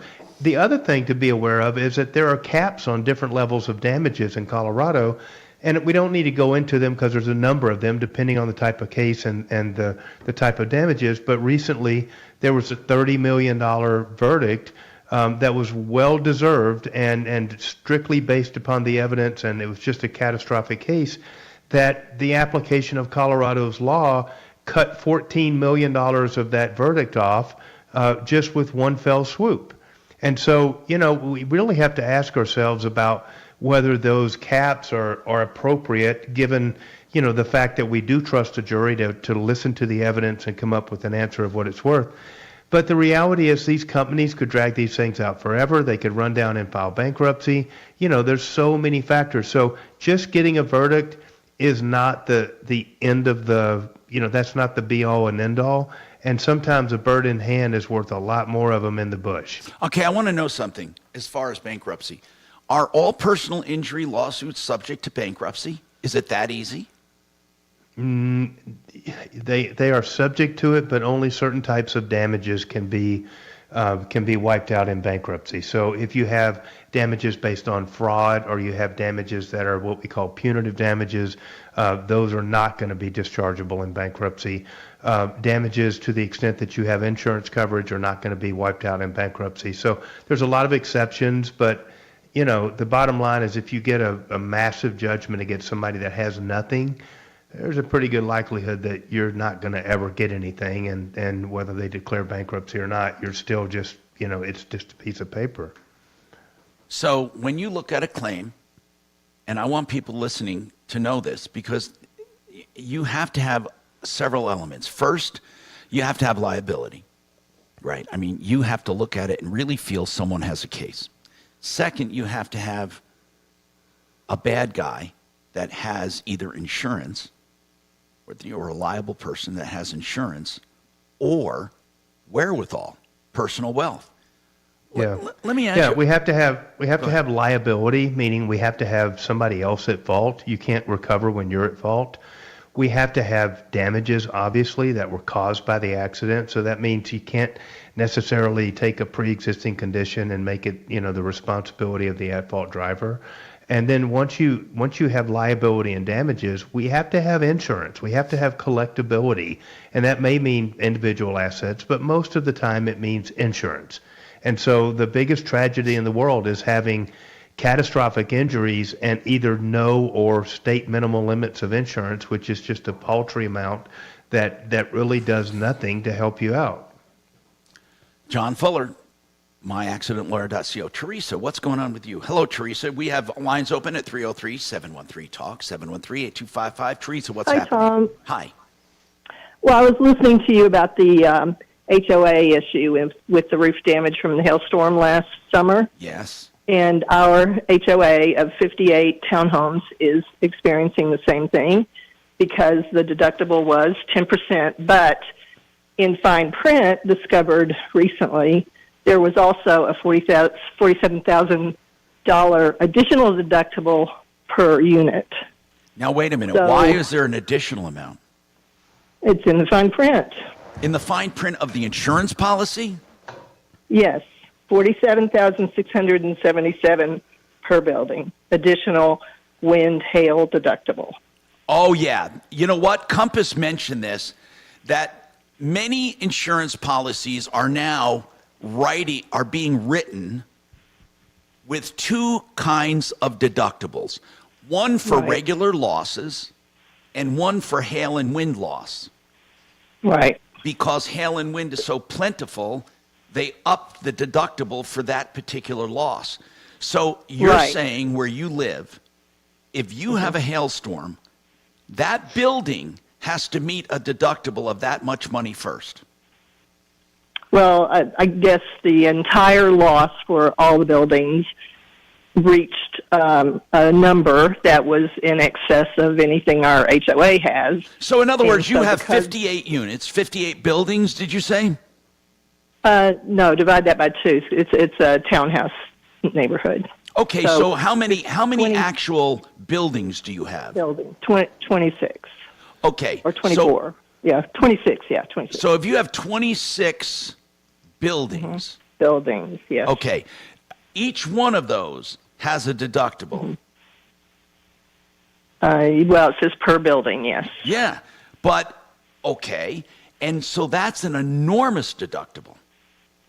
In addition to that standard 10% of the total loss. Oh, my God. So it's possible with a hailstorm, you're going to have a massive, massive assessment. Deductible, yeah. You personally. Well, we have to personally go to our insurance companies now and file that catastrophic loss assessment claim for, I think our total is, I don't have the exact number in front of me, about $22,000 per. But do you have the coverage? Do you have loss assessment coverage? I do personally. No, I don't think everybody does in the neighborhood because we were told that was something we needed to carry on our insurance. So my question to you, Tom, given that our HOA has told us it's getting harder and harder to have insurance coverage, and even if you do, the deductible is so high. That's right. That's right. Yes. So how, and in addition to that, insurance companies are leaving Colorado, they're leaving Florida, they're leaving California. Right. They don't want to do business in our states anymore. So how do homeowners protect ourselves? Okay, you're not going to, but I want to ask Compass about this because it's a good question. But here's what I suspect is going to happen. It's going to happen. Mm-hmm. John Fuller is somewhat of an insurance expert when it comes to personal injury, and he knows how insurance companies think. John, if it becomes massive losses for companies, they're not going to be in these markets anymore, and there's nothing that prevents them from leaving. They can simply say, we're no longer going to do business in this state.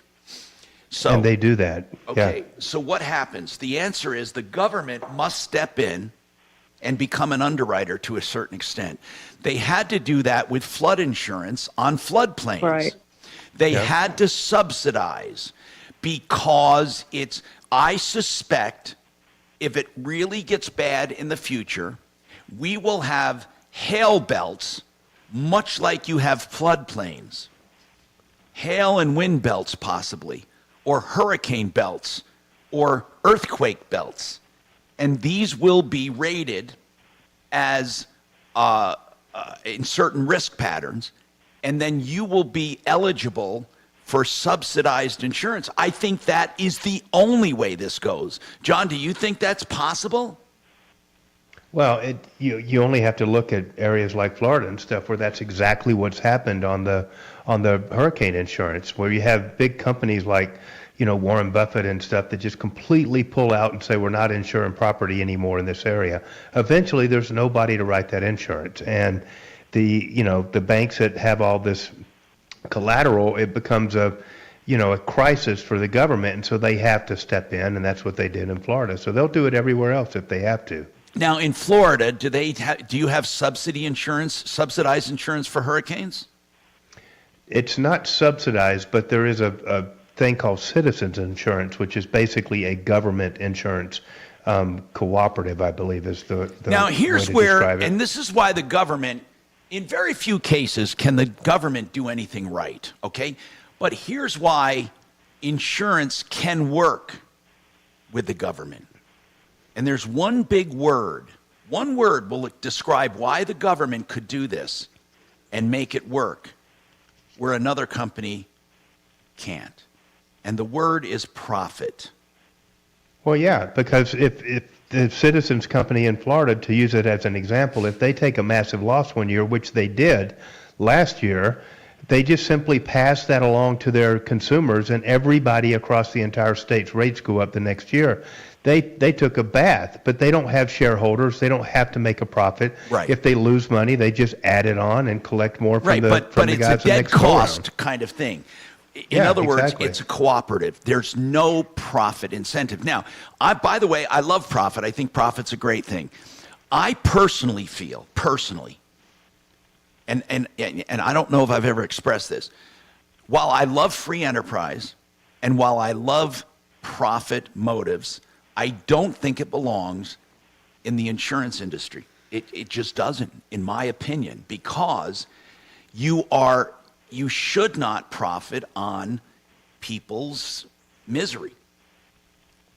I mean, and they'll argue that they're not profiting on people's misery. They're actually profiting when people don't have misery. And that's true. But if you aggregate losses across a field of people and participants, I don't believe that profit should be your motive. And let me explain something. I love profit. Truly, I love capitalism. But think about insurance. Insurance is saying we're going to pool our money, and we're going to, by pooling the risk and the money, by spreading out risk, we're going to have enough to pay claims in certain areas. That works perfectly for all insurance if you don't have a profit motive. Then it doesn't work perfectly. It still works, but not perfectly, and here's why. Because then a company, and I want to cast aside cheats and all of that. Of course, we don't want people cheating insurance and all of that, but let's talk about normal people. If they have a loss, the only reason an adjuster goes in, obviously they want to make sure a proper amount is paid for that loss. That's what it's supposed to be.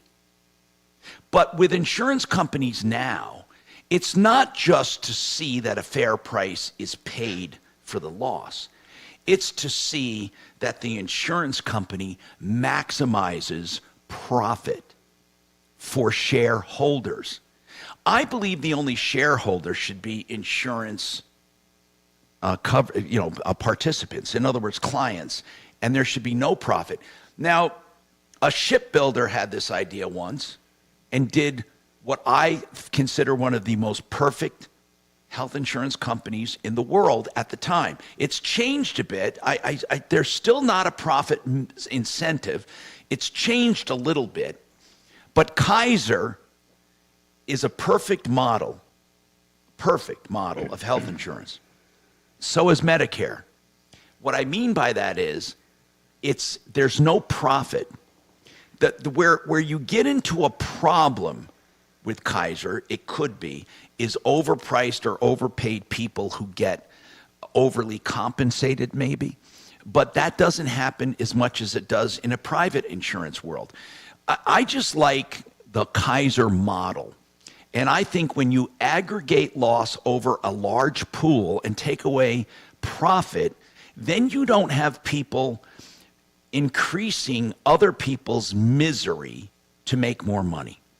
And again, I don't want to sound like a crying, bleeding heart communist. I'm not.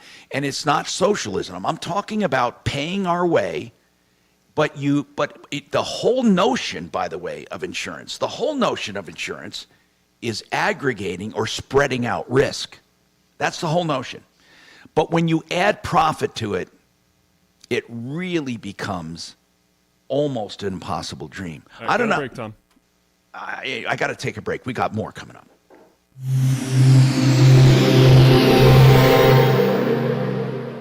How about this plum crazy match made in heaven? Buy a new Carrier AC and get a new Carrier furnace free. A deal for any budget. Only from Plumline Services and Carrier. Turn to the experts with a spirit of excellence. Schedule online. No phone call, no hassle, no wait. Plumline's got you covered from Castle Rock to Fort Collins. PlumlineServices.com. Service at home. Servants at heart. 25 years strong. PlumlineServices.com.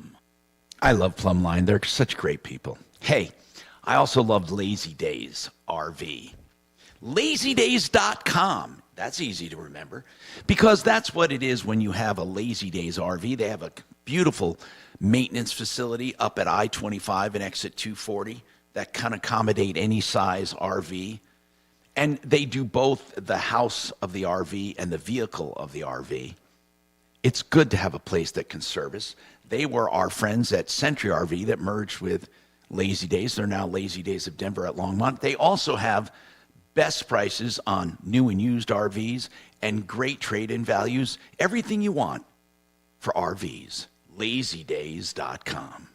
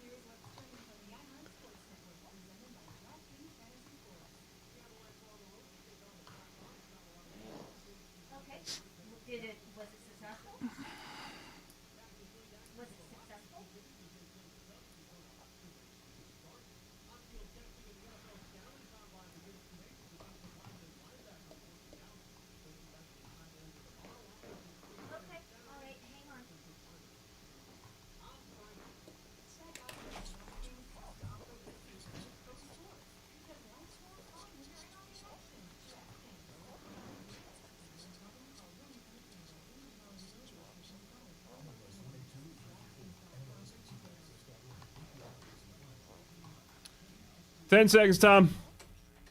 Your trusted local fiduciary advisors. TrajanWealth.com.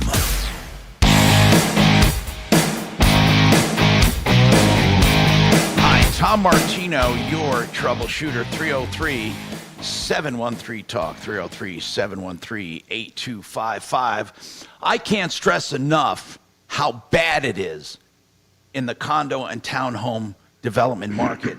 And I foresee that real estate market taking a big, big hit as a result of the insurance industry. And, well, not because of the insurance, because of the massive hail and wind losses, which is going to result in some major problems in the economy. Do you know that there's one place that hasn't even rebuilt, they haven't even started, because they're embroiled in lawsuits with the insurance company and people have been out of their homes for a year?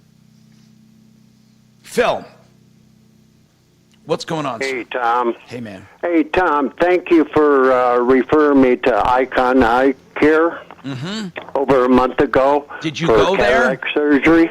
Did you? Oh, I sure did. What kind of surgery? And- Did you have a clear lens exchange or did you have actual cataracts? I have 2 cataracts. I have a hole in my left eye through the retina.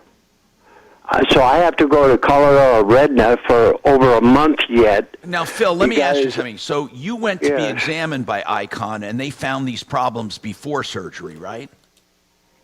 Yes. Then I had surgery there on the 23rd. What kind of surgery did you have at Icon?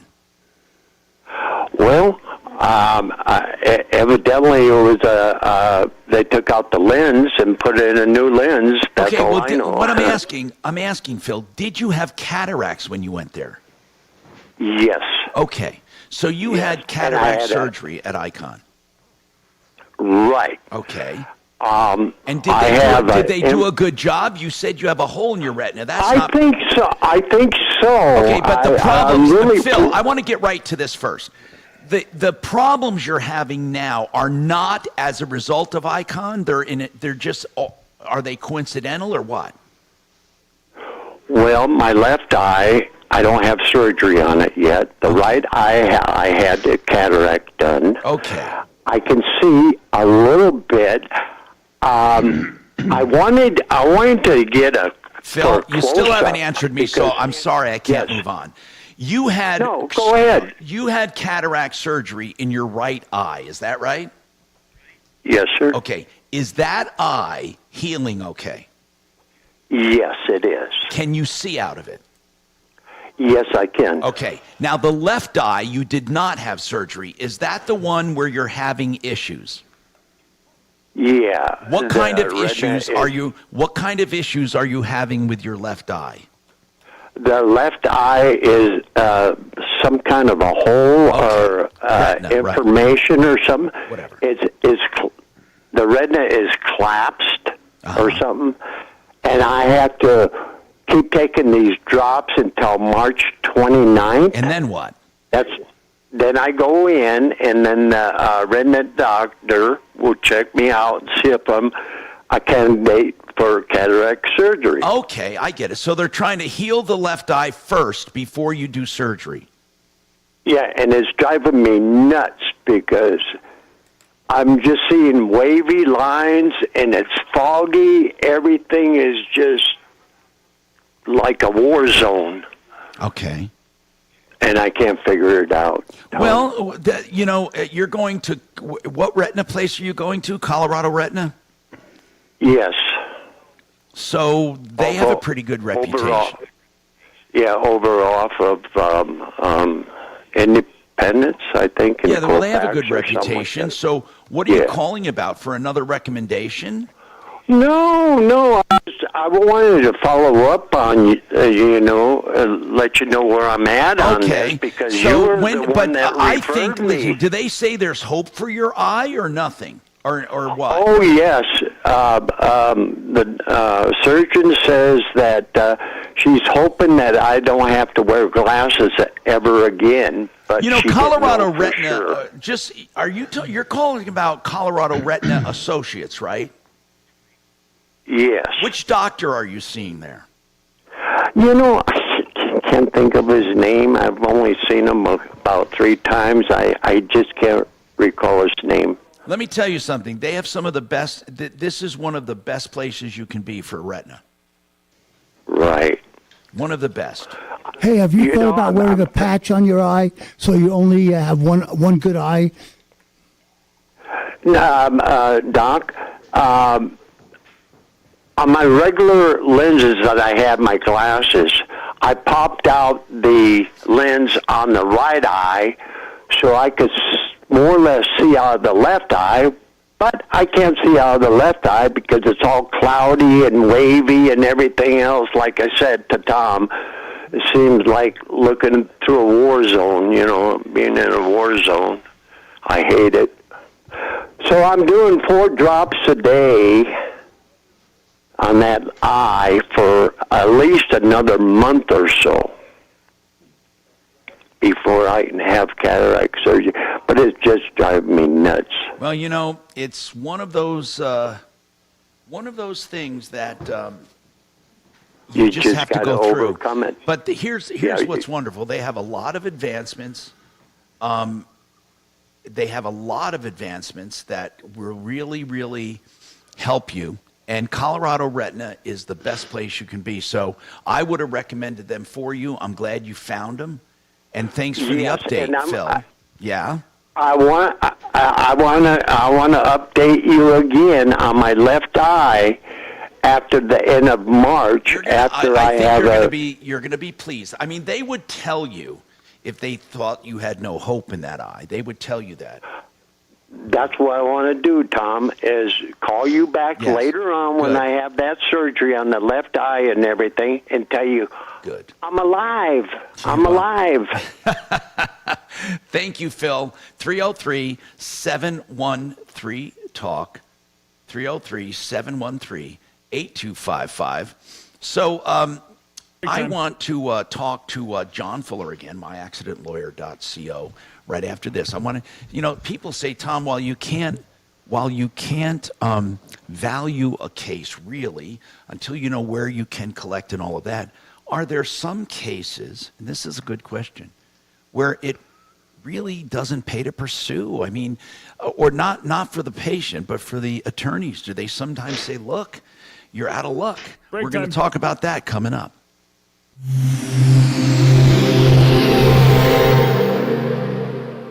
This is Denver's Talk Station with Michael Brown in the morning and Dan Kaplis in the afternoon. 630 KHOW, Denver. Now, Impact Traffic. This report is sponsored by Lowe's. Some significant slowdowns through Commerce City for the afternoon commute. I-270 eastbound before York. A new crash in the right lane as stop and go back from I-25. We're seeing a 10-minute delay. Right on the other side of the road, I-270 westbound after Vasquez. A roadway reduced to 1 lane due to a crash. We're seeing a 30-minute delay with stop and go back from Quebec. Just south of there, and as a result of those crashes, I-70 westbound, we're seeing speeds in the 20s and 30s between I-270 and I-25 as traffic diverts from I-270 westbound. Fox 31, pinpoint weather, mostly sunny skies, high 61 degrees, nice and warm, overnight low of 32. The current temperature in Denver is 58 degrees. With your Impact Traffic and weather, Mark Swan, 630 KHOW. At Lowe's, save big when you buy in bulk. Save 15% when you buy 10 or more Select Prime. 10 seconds, Tom. Because Lowe's knows pros. Selection varies by location while supplies last. Discount taken at time of purchase. See sales associate for details. Joe Lazzara is a criminal defense attorney. We have all kinds of cases where people don't ever think they're going to need one. Sometimes they have to refer a defense attorney to someone else. A criminal defense attorney usually means you're accused of something. Sometimes it's a DUI. Sometimes you've done something stupid. Sometimes you're falsely accused, although that's seldom. It does happen. And then there are extenuating circumstances with other things. If you need an attorney, don't ever shop under pressure. I've known Joe Lazzara for many, many years. Give him a call for a free consultation and flat rate pricing. Put the name away. Hope you never need it. Joe Lazzara, 303-429-6200. 303-429-6200. American Restoration, another company I hope you never need. In fact, a lot of the people I have, John Fuller today, personal injury attorney, hope you never need him. I mean, a lot of my clients, I hope you don't need them, but when you do need them, you'll love American Restoration. They come when you have a property catastrophe. You know, we're talking about wind and hail and storms, and you can have broken pipes and frozen pipes and fires and whatever it is. If you have a property catastrophe, including an unattended death, a discovery of black mold, or maybe even asbestos, you want the right company. And again, insurance companies will not recommend the best companies for you. They want someone quick and dirty and cheap. American Restoration, you have a right to hire, and they'll do the job right.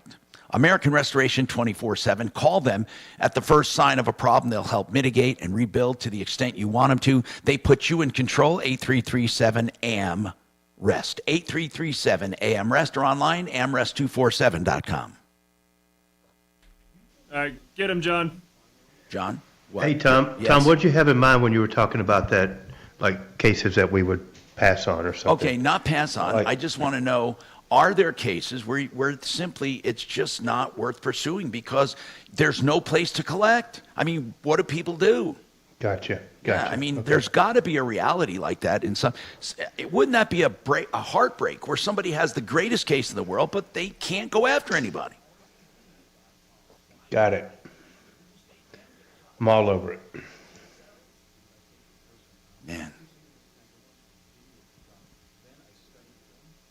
Mitch McConnell. He's going to resign because he has to be embalmed, and they can't have him serving when he's. You and he were born like 2 years apart from each other. He's not in his 70s. I already figured that out. What is he, like 83 or something? He is. I think that's 80, actually what he is. Yeah, 80, something like, yeah. That's It's a funny long when time. I now meet somebody and they say, "Oh yeah, I'm 82," and I say, "Well, you're old enough to be president." My dad was born the same year that O'Connell was, but he passed away in his mid-60s, and it's just hard to even That's terrible. conceptualize him being alive for 20 more years, you know? Oh, because was he in bad health? Well, he passed away due to some, some cancer issues and stuff, but he was, mid-60s. But to think that he, could have lasted 20 more years is just kind of a crazy thought. It's just, time goes by pretty fast,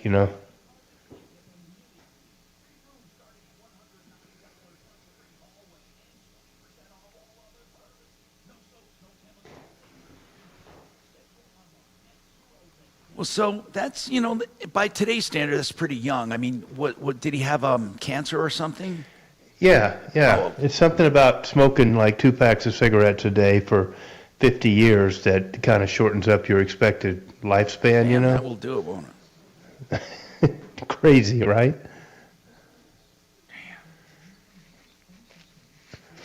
But, that was kind of back in the day. Everybody smoked,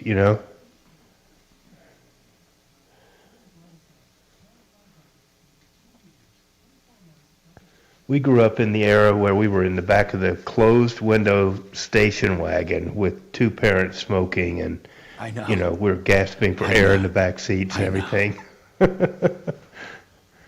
Big wood panel station wagon, I remember all that shit. I know it.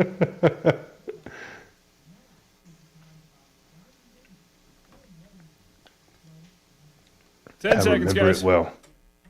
Shines. Trajan Wealth, your trusted local fiduciary advisors. TrajanWealth.com. Denver's talk station. Online at khout.com. Hi, Tom Martino, your troubleshooter. 303-713-TALK, 713-8255. So John Fuller, and by the way, we're taking all of your calls as well. John, what happens in a case? I mean, where it has to be heartbreaking where somebody has a good case, but damn it, there's just no one to go after, or the person has no money, no insurance, or the insurance is substandard. I mean, what do you do in cases like that? There must be places or times when you have to just be honest with somebody. Yeah, I'd say there's really 2 different categories. One is where the liability is great, the damages are significant, and there's just simply no coverage. The liable party has nothing. There's no coverage out there. There's just nothing. There's nothing to go after. And so all of the best efforts in the world are not going to result in us being able to collect any money. And on that circumstance, I have a duty to tell my client there's nothing here, Yeah. And so those are tough. I hate when that happens, but it does come up. The second circumstance is where there's just, there are clients out there that have, that believe in their mind that everything under the sun that's wrong with them was caused by the accident. And sometimes I think you really have a professional duty to be honest about those circumstances. And I don't think the attorney's job is necessarily to go down with the ship and just say, well, if you said it, by dang it, we're going to trial and we're going all out. And so those happen as well. And those are probably more, heartbreaking than anything else, because the clients believe wholeheartedly that an accident, no matter how minor, might have been the final straw that broke the camel's back. So why are insurance minimums so small? Well, it's an issue that really comes down to our legislature. If they really wanted to protect citizens, they would mandate, super coverage, say $100,000 in coverage. But then the collateral effect of that is more people can afford insurance, and so you have more people that are uninsured on the roadway because they can't afford to buy that state minimal required amount. And so you're kind of danged if you do and danged if you don't. We can make you have better insurance, but we can't necessarily make people buy it when it's so easy and so many people drive without it. All right, maybe we should figure out another way to have minimal insurance based on road taxes or gasoline, or, well, now with EV cars, we'd have to change that. But there's got to be a better way. Kevin, you have a question on the ballot. What is that, sir? What's going on? Good afternoon. My question is on primary ballots. I've never been affiliated with a party, but we did receive a Democratic presidential primary ballot. Is this a new Colorado policy sending these out without party affiliation? No, you should not get it. You should have gotten either both or... That's right. As an independent, you would get both. I think did you say you're unregistered? Primary. Correct. Well, I'm a registered voter. I'm just not affiliated with a party. Okay, are you registered as... Then I think you're registered independent. You'd get both of those. Okay. Usually, I don't... But wait a minute. When you get both of those, are you allowed to vote in both or in just one? No, just one. You can only ever cast one vote. But you can vote in either one. You can vote in either the Democratic or the Republican primary. Kevin, did you get the Republican one as well? No. You should have. I think he should have gotten both. I really do. Now, you might want to call and find out why in case you do want to vote in one of them. You should have that opportunity. I got to take a break. I'm Tom Martino, 303-713-8255.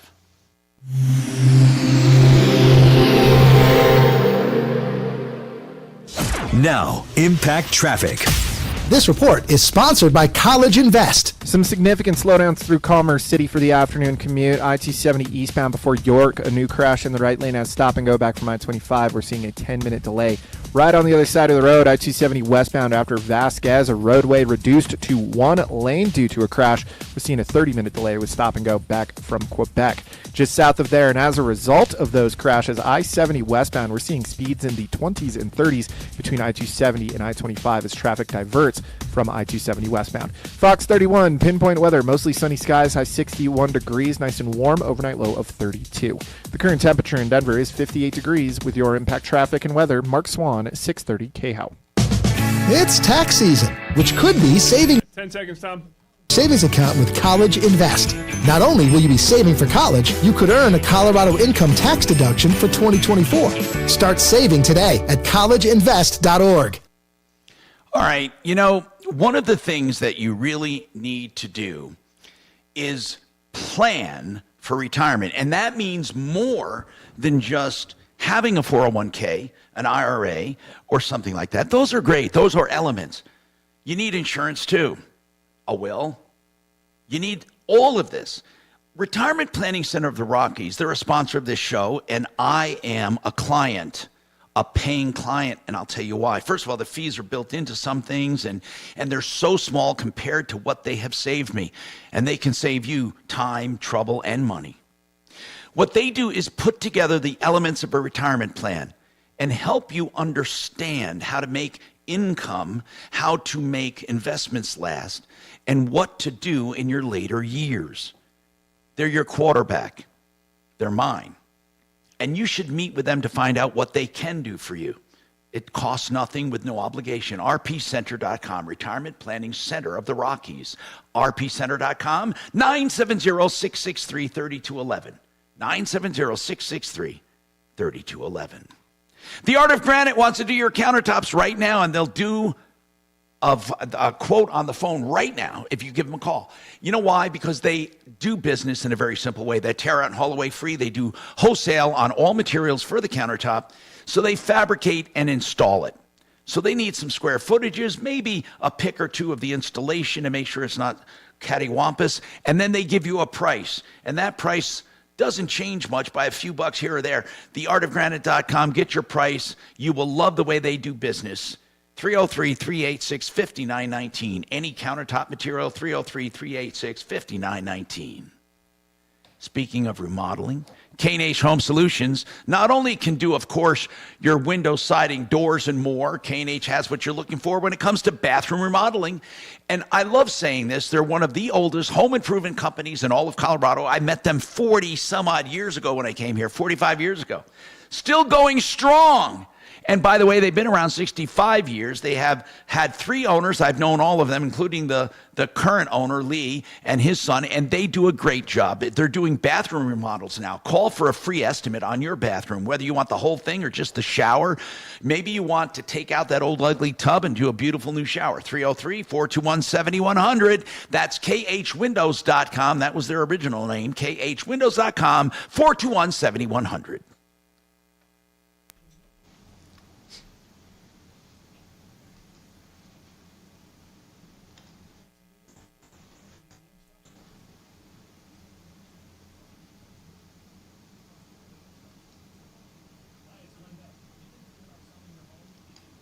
Geraldine, was it a Geraldine, or what the hell was her name?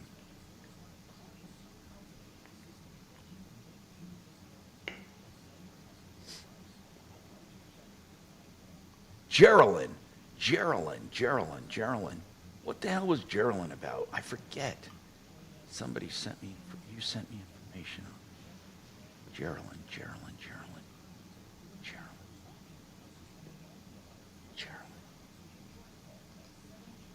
Oh, Geraldine, her 401k. She never sent that letter to me, Kelly. Geraldine. I know you'd think she did, but she didn't.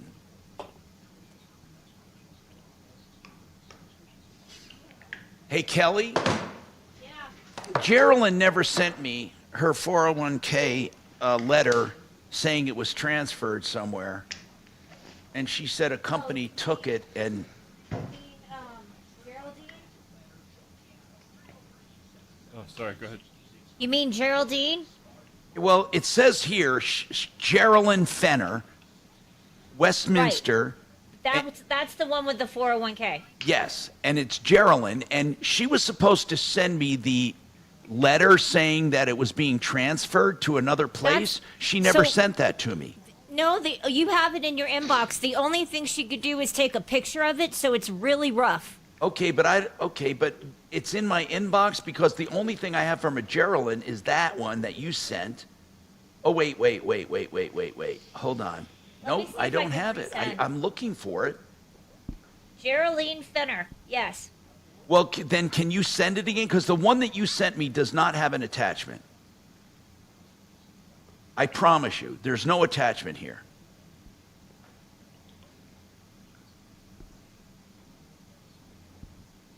It's really bad quality. Oh, okay, but I have nothing, is what I'm saying. I'd rather have bad quality than nothing.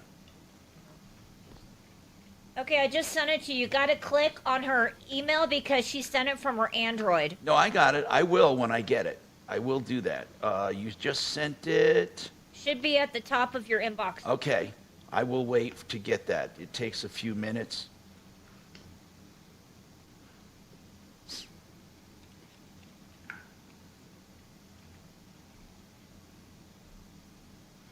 Jeez,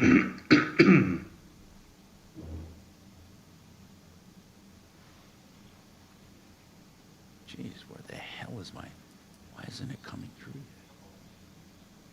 yet? Man. 10 seconds. I wonder if it went to spam. To sightings of Bigfoot and UFOs, punctuated by the shenanigans of Twisted View on Fridays, Leland Conway has got you covered. Weekdays on 630 KHOW.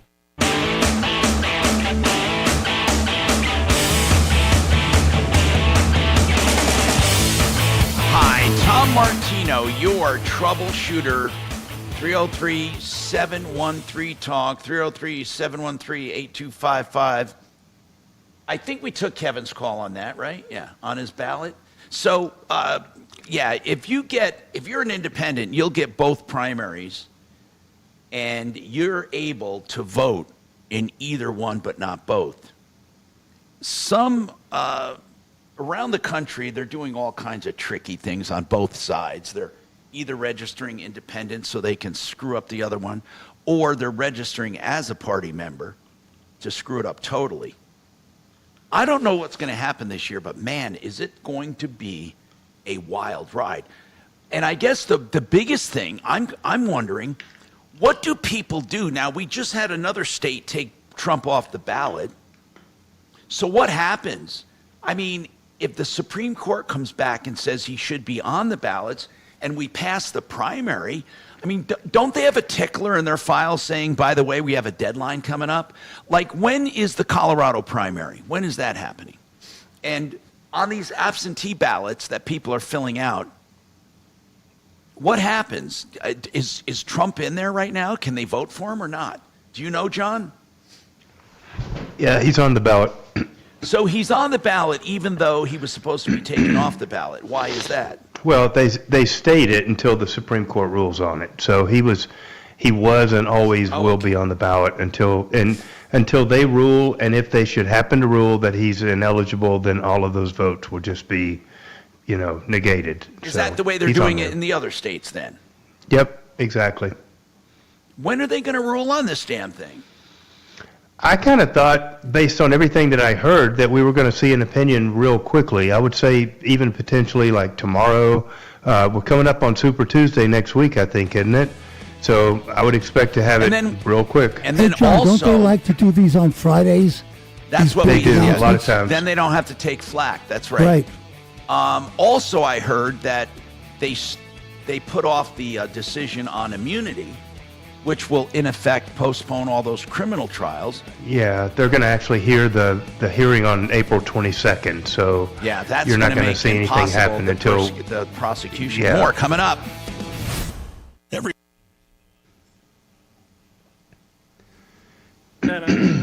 I can read this really well, by the way, this transfer letter. Well, your eyes are much better than mine. No, seriously, it's very good. They're much Your older. former employer moved your retirement funds to Millennium Trust.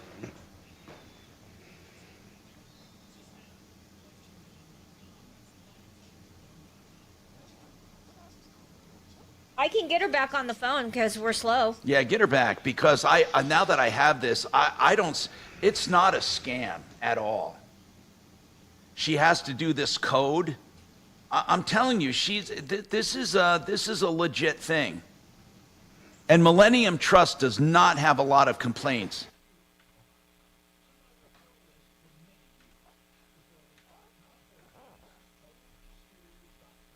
And she can move it away from Millennium Trust. It's now an IRA. She can put it anywhere she wants. Yep.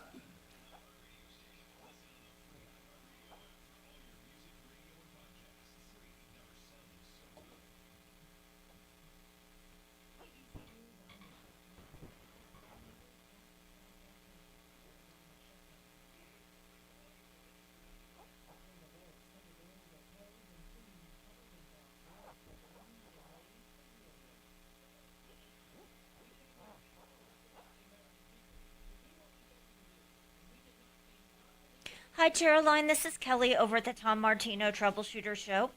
Tom has had a chance to review your documents and wanted you back on the show for a follow-up. You can give us a call at 303 Martino, which is 303-627-8466. Again, that's 303-627-8426. Thanks so much. 8466. Sorry about that. Bye. Get it right, Kelly. God. I think I should.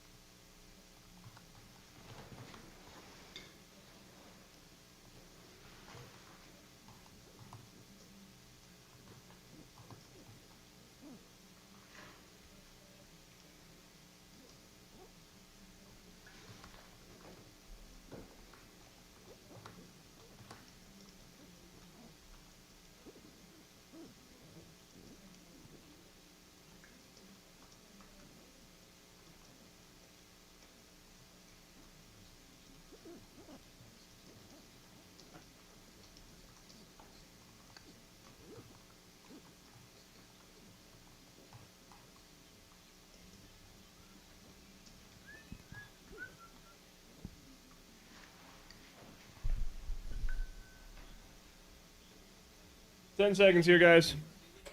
Leland thinks the way I do. Dan Kaplan. And Kaplan, he keeps fighting the good fight. On Denver's talk station. The station I keep it on. 630 KHOW. Yeah. Ripped off, bad news. You need advice so you don't have to lose. We'll come running just as fast as we can. Troubleshooter's gonna help the common man. This is the Troubleshooter Show. Now, Tom Martino. Hi, Tom Martino here. Welcome to the show. 303-713-TALK, 303-713-8255. What's on your mind today and how can we help you? We got a lot happening. We've been talking about a number of things that are troubling today. And one of the things I want to bring up is about the insurance thing we talked about, or the dilemma facing condo owners and townhome owners. I just want to briefly recap that because it's very important. Very bad news for townhome and condo owners or those looking to buy them. Homeowners associations, they're at a breaking point when it comes to insuring their properties. Insurance carriers have faced massive hail and wind losses over the past 10 years. Now, that's making Colorado a less attractive market. Many insurance companies have either left Colorado or increased premiums and deductibles to impossible levels. In some cases, insurance premiums have quadrupled. That can be outrageous, okay? So HOAs are now faced with impossible situations. They either have to increase their homeowners' dues to astronomical levels, or in some cases, accept giant deductibles or self-insure, both of which can result in, in these assessments that can be crazy. So what do you do? What do you do? I'm telling you, it's going to be a big, big problem for the entire economy, and you heard it first here on the show. You also heard about some other troubling things, like non-disclosure in real estate. I want to say something about that. When you buy real estate and the previous owner does not disclose everything, it almost never pays to sue them. And home inspectors are, it's better to have a home inspector than not have a home inspector, but they don't take responsibility. In most home inspection contracts, John Fuller is my guest today, my accidentlawyer.co. He has a good legal mind for stuff like this. John, in most of these cases, I don't know what's considered unconscionable, but these contracts for home inspectors say that if they miss something, the most you can get is your fee back that you paid them. Right. Yeah, that's actually very true, if not just nothing. I mean, they limit their liability to the amount of the fee, but they don't just offer up that amount. I mean, they just claim liability for anything. Their mistakes, unknown discoveries, anything and everything. It's amazing how those people can charge what they charge and have a legal document that says, I am not responsible for finding anything in this property. How do they get away with that? Really? Because people do it. Because people just feel like they have to have it. Realtors say, oh yeah, I would recommend it. And so they get spoon-fed these clients that pay this money. They get largely a pre-printed report. If you've seen inspection reports, they're as boilerplate as they could be. And I have just found them to not be very valuable at all. I truly, maybe the best value would be to physically walk through the entire property with the inspector while they're doing it. But to look at the report, there's not an original word in that report. Okay, I agree with you, by the way. Rita, what's going on with you, Rita? Welcome. Hi. I live at, Stone Cliff rentals. Yeah. Yeah. I'm renting a apartment. Yes. And they, Wyatt Towing came and towed my car, and I went to get it. Now, why was it towed? Sunday. Now, listen, I just want to say something. A lot of people have read about Wyatt's Towing getting into trouble with the state for a lot of illegal activity or exaggerations or whatever. But I want to say this, okay?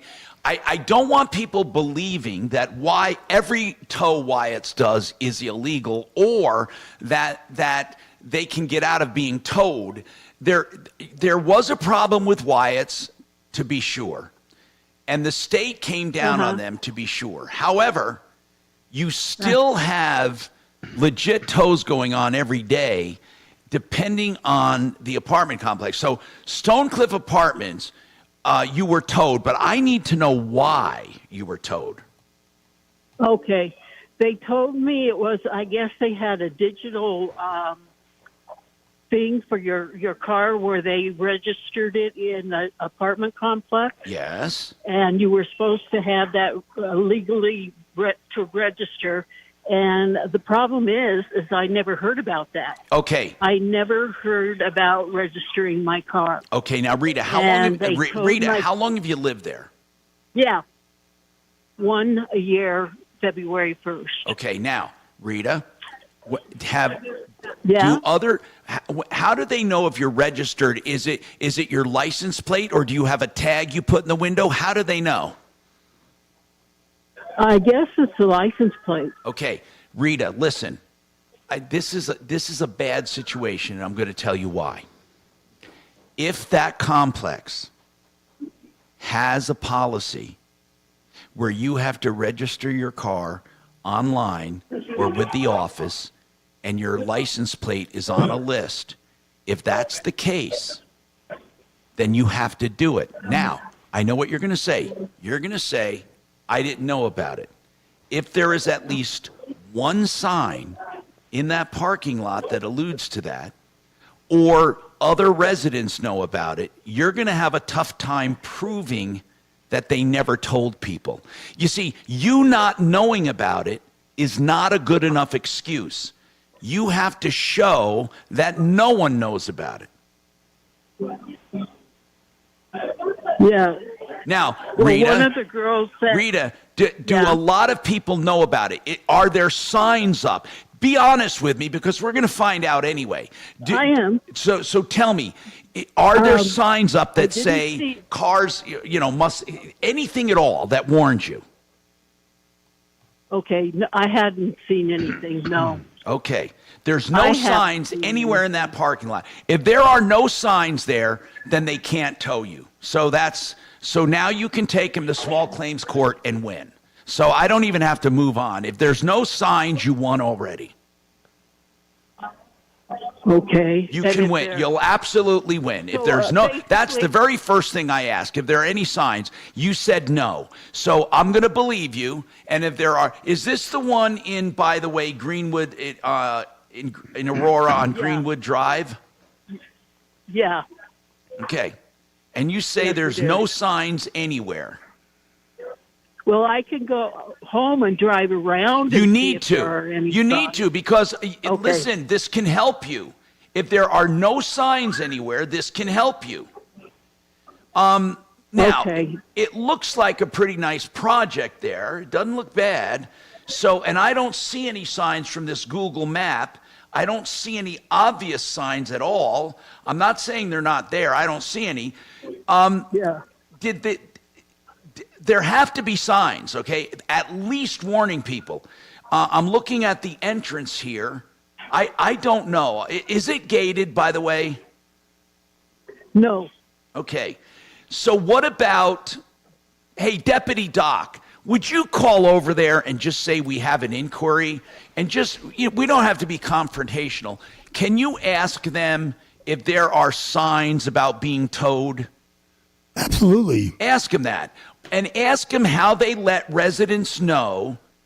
And we don't even have to mention this woman at this point. I just want to know, how did they let people know that they have to register their car. She's lived there a year and she says she doesn't know. But here's what I have to ask you, okay? I see in that parking lot on this Google map a ton of people parked there. And can we assume that not all of them were towed? So someone knows about this. Rita, did you ask them, Rita? Yes, when I got home, I called a neighbor of mine who lives upstairs, and I said, Hold on, Doc. What did your neighbor say? She said, yeah, we were notified. I said, I was never notified, and because I thought it had something to do with my handicap parking tag. And when they said registered, I said, but it's hanging in my, it's hanging on my window. I didn't How think long? anything about You've the lived there part. a year and you've never been bothered before, but your neighbor said, Right. yes, we knew you had to register. How did your neighbor know? Maybe when they rented the apartment. I rented mine February, and I think she said she came in May, and that's when she Rita? found out, or Rita? when she was ripped. I want to be very clear with you. Not knowing about it does not excuse you, okay? The only thing that would excuse you is if the apartment never ever notified people. Never. Okay? And if you were notified, I don't care how you were notified. If you were notified with a sign, if you were notified with an email, if you were notified with when you signed up, Doc, that's the central question. Yeah, how do I'll they find notify out. people? And okay, just find that out for us. Will Okay, do. Doc? 303-713-8255. Now listen, that's going to be key. Okay, that is going to be key. Not what somebody says, but what actually happened. So many people don't know what's going on. All right, we have more coming right up on the Troubleshooter Show. I'll take this in Philly. Pure Talk believes in America. Sorry, Tom, say again. I'll and fill that this. free should mean You got it. that free. Well, switch to Pure Talk today and you'll get a free Samsung 5G smartphone. Now, qualifying plans start at just $35 a month for unlimited talk, text, 15 gigs of data, and, of course, mobile hotspot. Just dial pound 250, say the keyword Pure Talk, claim your eligibility for your free brand new Samsung 5G smartphone. Start saving on wireless today and switch to my cell phone company, Pure Talk. Frank Duran, therealestateman.com. You can do a market analysis of your home for the asking, and he means a true detailed analysis free of charge with no obligation. He'll come in and tell you what your house will sell for, what you will net, and what you can buy.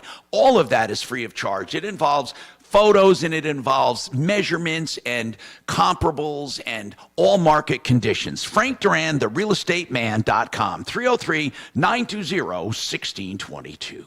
Hey, when it comes to estate planning, people need a will at least. Dan McKenzie can help you, McKenzie Law. Or maybe you need a trust or a combination. Do you have a business you have to dispose of? Do you have artwork or other assets you want to protect? Dan McKenzie, he'll meet with you and you will get personalized attention. 833-CO Plans. Make your plan work for you. 833-CO Plans or coplans.co. All right, when we're talking about weight loss, DenverRegen.com is doing compounded semaglutide. Always check with your doctor before entering any weight loss program or taking a compounded medicine. But they have doctors available. They also have all of your supplies, all for $250 a month. DenverRegen.com. And Genesis Total Exteriors will do all of your storm damage for the asking.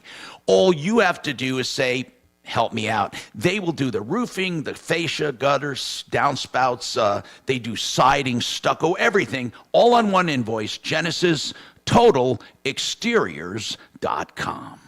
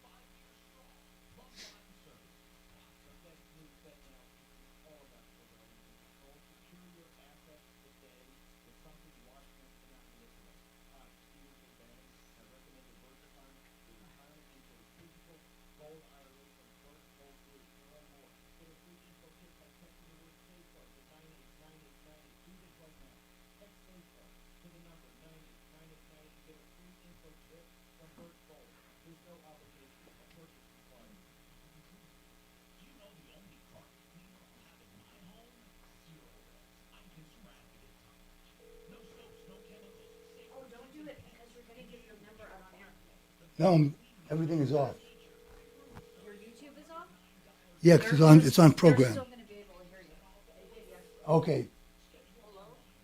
Hey, Rita? Yeah? This is Ken from the Martino Show. I'm going to help you out. What's your last name? Alan. And what apartment number are you in? 1414. Okay. I want you to He hold needs on. to know What's that the that's name of going your out online. Yes, it is. Anybody? Jesus God. That took him down. Can't trust him. He can be president.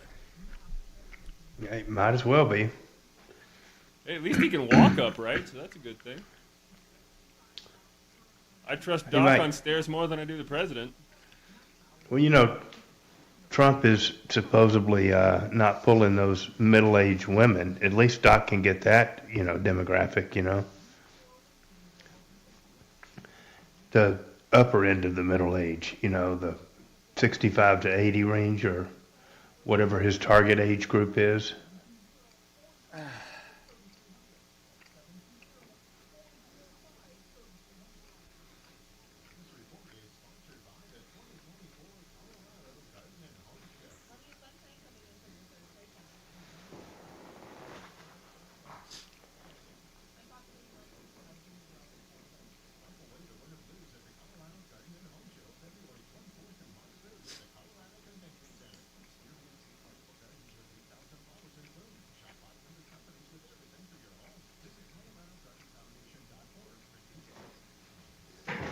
Ten seconds.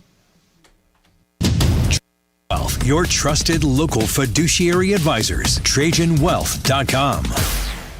Denver's talk station, 630 KHOW. Hi, Tom Martino, your troubleshooter. Hey, Andrew has a comment on that. Go ahead, Andrew. You have a comment on the insurance for condos and townhomes and the dilemma they're facing. Go ahead, sir. Yes, thank you. It's more a question, but something's not really adding up to me. I mean, what's the difference between why are the condo companies having trouble getting the insurance and it's not affecting homeowners or it's not affecting commercial real estate? Okay. I mean, certainly the hail and the wind hits all these roofs. I get it that a condo complex may have a bigger roof than a house, but it's not like so what's the difference between the condo complex? I'm going to tell you that right, Yeah. Andrew, I'm going to tell you that right now. First and foremost, it is affecting everyone, including homeowners. I don't know if you looked at insurance rates lately, but they're going through the roof. No pun intended. But here's another thing. They're also increasing deductibles on wind and hail to percentages of the asset value. So they are going out of sight. They're going way out of sight. And they are affecting commercial buildings. But let me tell you why they are affecting condos more. The reason they're affecting condos more is because you have clusters of buildings owned by one entity. When I say one entity, meaning the HOA, I understand that each has their own unit. When you have that much concentrated in one area, you have a giant, massive premium. And then what you have to do is aggregate the cost among owners. Here's the problem. We have conventionally been used to paying for an HOA. For example, in a beautiful community, HOA fees could be $400 or $500 a month. And even $600 and $800 is considered a lot. If you take the new cost of insurance, it could make those premiums, it could make everyone's HOA fee go up $1,000. No one will pay that. So instead of doing that, HOAs are trying to get policies that are affordable. In order to do that, they have to accept giant deductibles and hope they don't have a lot of losses.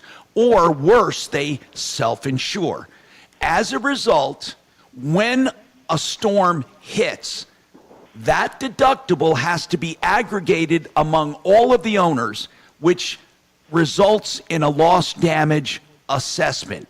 So insurance companies would rather have 1,000 homes spread out through the metro area than 1,000 of those homes in one area, because there's too much loss at one time. And that's why cluster developments are facing more of a problem, way more of a problem. So that's why, Andrew, it's terrible.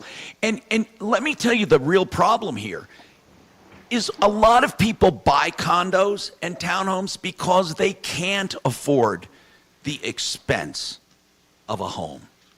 And they end up with a giant assessment they can never pay. I predict we're going to see a bunch of foreclosures as a result of this. We haven't even seen the problem yet. Look, I made a prediction once, I swear to God, years ago, I made a prediction when they were doing loans at 125% loan to value. I said, we are going to have hell to pay. And sure as hell we did.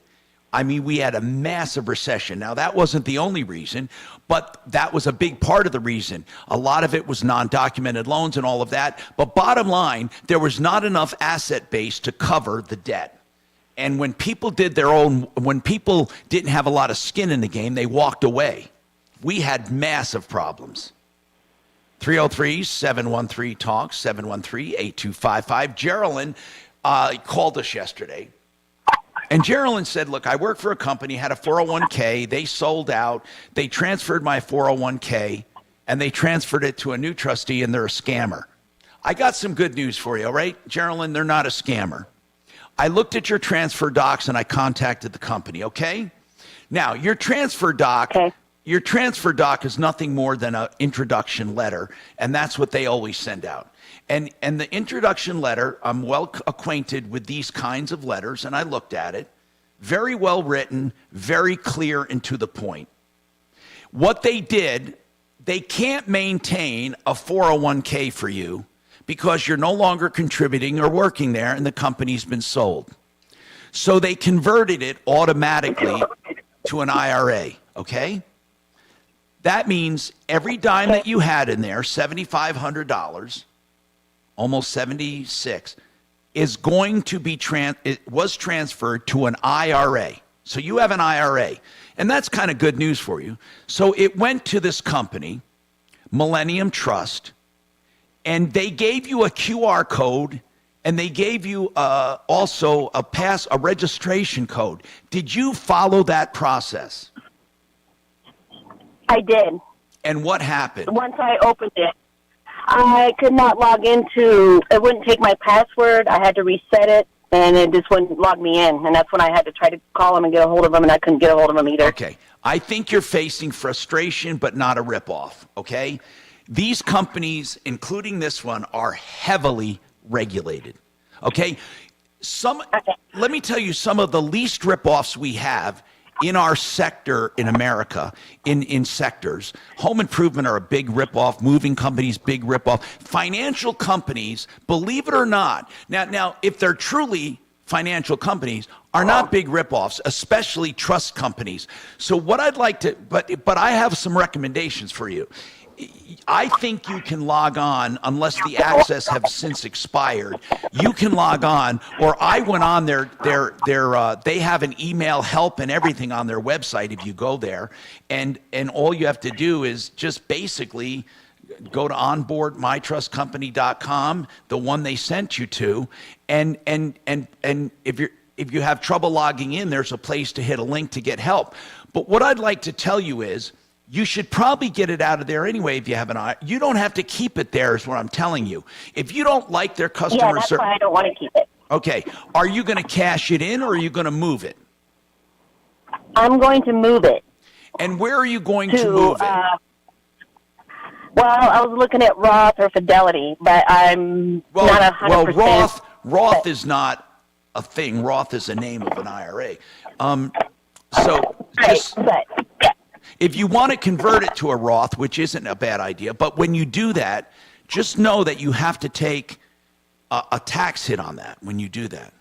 In fact, honestly, Tom, I'm getting ready to start with a new company division here soon. So once I get the benefits opened, I'm hoping I can just move them out of that IRA account into. Okay. If you want to, if you just want to cash it out, you can do that too. You'll pay a penalty, and you'll pay unless you're over 59 and a half. But no matter what, you're going to pay tax on it. If you're under 59 and a half, you're going to pay a surcharge. But you can either get the cash or you can send it to another trustee. You can't put it back into a 401k. Okay? Okay. It has to remain as an IRA. And you can contribute, by the way, to that IRA in the future as well. So if you get it to a trustee that you know and trust, you can contribute to it. Now, there are two kinds of trustees you can go to. You can go to one where they automatically invest it for you, or you can go to a self-directed trustee. So you make that decision. But I promise you this is not a ripoff. That money is safe there. You just have to go on there, and I think you got frustrated. Just go onto that website they give you and hit the link for trouble logging in. They don't take phone calls, unfortunately, and a lot of them don't. But that's just the way it is. Anyway, thank you very much. 303-713-TALK. Call us back if you have a problem. You shouldn't have a problem. Deputy Doc, did you call that apartment complex yet? I would just like to know how they notify people of registering cars. I did, and I just got a voicemail, so I left a message for them to call me back as soon as they can. But I'll bet you we're going to find that people do know about the registration process, and that is why you don't have everybody being towed every night. I mean, it's really sad when people don't. Some people throw away mailings and throw away things from their mailbox, or they delete emails without reading them or without familiarizing themselves, and then they end up in trouble like this. It can happen. It really can happen. But there's got to be a sign in the parking lot somewhere. They have to. By Colorado law, that alone will help you if there are no signs. They have to have a sign. I will let you know as soon as I hear from them, Tom. And you better let them know they need signs. 303-713-TALK. Now, I just want to say this. For the amount of money it takes to get a Starbucks coffee every day or less, you can be part of Grossman Wellness. By the way, speaking of Deputy Doc, Dr. Terry Grossman is a friend of Doc. And by the way, Dr. Grossman runs Grossman Wellness. I am a patient there, and I'm going to tell you something. I have never been in better health since joining that team. They're concierge docs for a flat monthly fee. You get all of your blood work, all of your drugs, and your supplements, or most of your drugs. And it's amazingly affordable, but it really is something you should look into. So I have this introductory offer, $249. We'll get you your initial blood work and your exam and your consultation. No other obligation. So if nothing else, do that. It's worth it. $249. Become part of GrossmanWellness.com. And he says you give us a day and we'll give you a lifetime. 303-233-4247. 303-233-4247.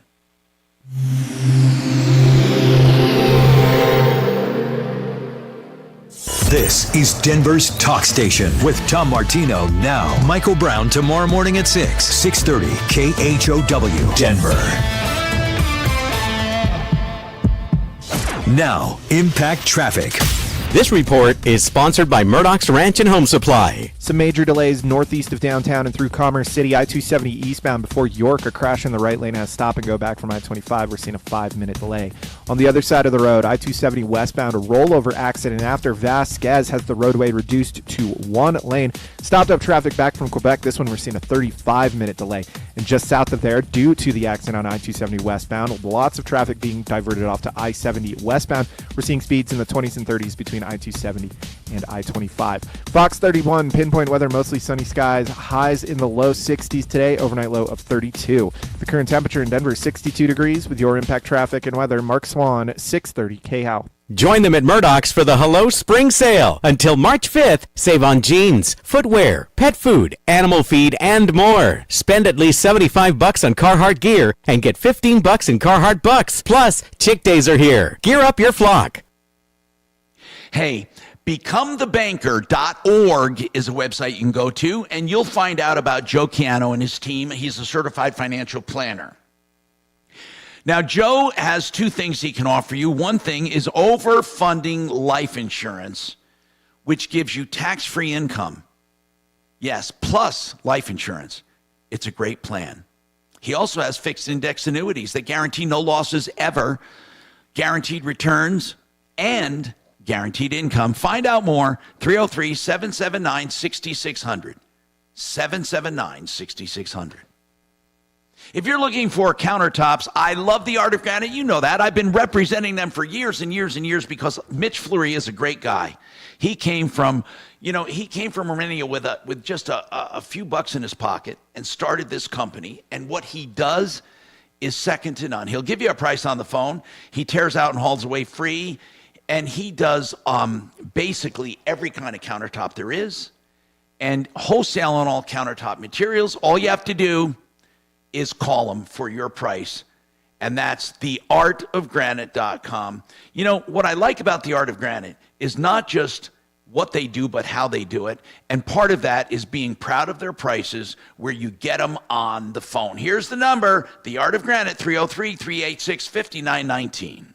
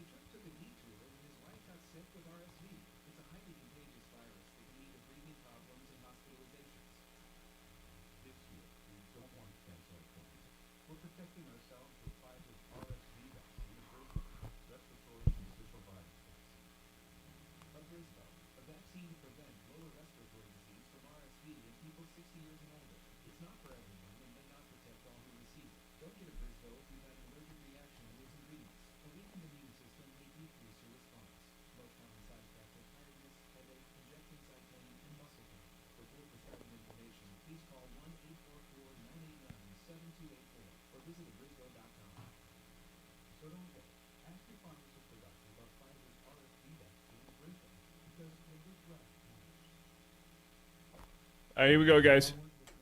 At Dunright Home Improvements, drhi.com.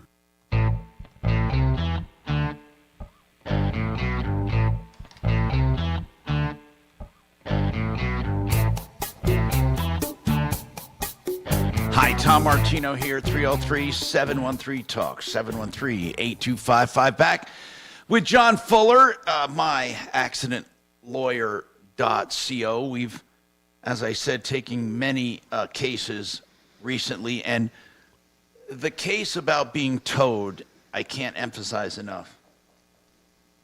The ignorance of the policies don't help you, especially when you say you haven't been notified and people around you have been. That's going to be the biggest problem.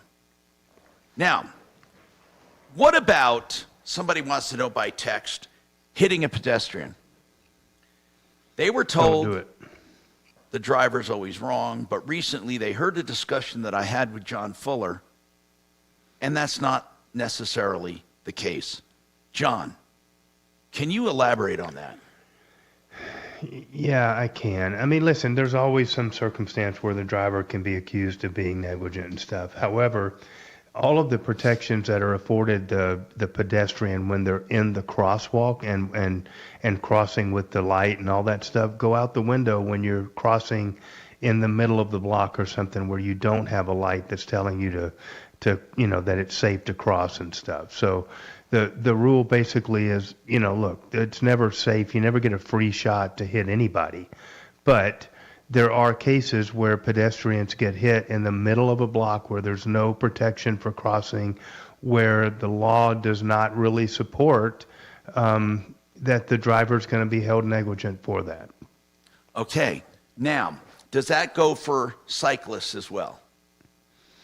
Well, cyclists are entitled to be on the roadway just like you are. So they're considered, just the same as a motor vehicle when they're driving, and so they have to comply with the rules of the road, and so do you. So no, you never get a free shot on a cyclist, but the cyclist may also be accused of being negligent themselves and having some role in causing the accident. So have you heard, John, these new smartphone apps that insurance companies are starting to require, where you have to carry your phone with you and it tracks your driving, much like those devices did that you plug into the data port, but now they're doing it by smartphone app. Have you heard of it? Yeah, I've heard of it. We actually had a case where, and I can't think of the name of it, but there's an app that a lot of parents will put on the car to track their children when they're driving, and it tracks the speed and the direction and where they're going and everything else, and it's amazing. We were able to get the data from one of those apps in a really bad accident case and prove the exact speed at the time of the accident, the exact speed over an elapsed period of time, which was critical for that, that particular case. And there's an enormous amount of data that those things collect. And so I think it's just like a dash cam. It can help you or it can really hurt you if it shows that you're at fault for the accident. So the point is that in this particular case of the smartphone apps, or in these cases, I should say, people who are passengers, if they don't make adjustments, their phone will record them as the driver. In fact, all movement records them as the driver. If they're in a Lyft or an Uber, the smartphone app doesn't know the difference. So what you have to do is go in every few days or every week, and you know how negligent people are when it comes, and you have to exclude the places where you were not driving. Did you know that? That's the imperfect part. Now, you would think that there would be an easier way to figure this out. My God. Well, the technology like talking to your car, maybe all the time, Like I would say, like talking to your car, maybe a Bluetooth connection or something. So I don't know. But in any case, that's the new smartphone app. And a lot of people are being told that and in some cases, their policies have doubled. And they went back and realized that many of the data points they were collecting were not theirs. And that's interesting. I've not run into that before, but I could definitely see how, how that data could be used against you. I mean, that's the risk that we run with all of this stuff. The data is imperfect. And if it's being used to make decisions about your, credit worthiness as a potential insured, it's going to get abused in some cases, and that's not good. We've also had issues, if you think about it, the people that get DUIs and have to blow in the machine to start their cars. I mean, for years and years, people figured out how to thwart those systems, and they've gotten better, and they've gotten to where you really can't cheat those systems. And I suspect all of this stuff is going to continue to get better until there's just no question who's driving and who did what and everything else. I'm not sure that's great news, but I think that's definitely where the world is going. Okay, and we have more coming up. I'm Troubleshooter Tom Martino. We have time for a few more calls or discussions. 303-713-TALK, 713-8255.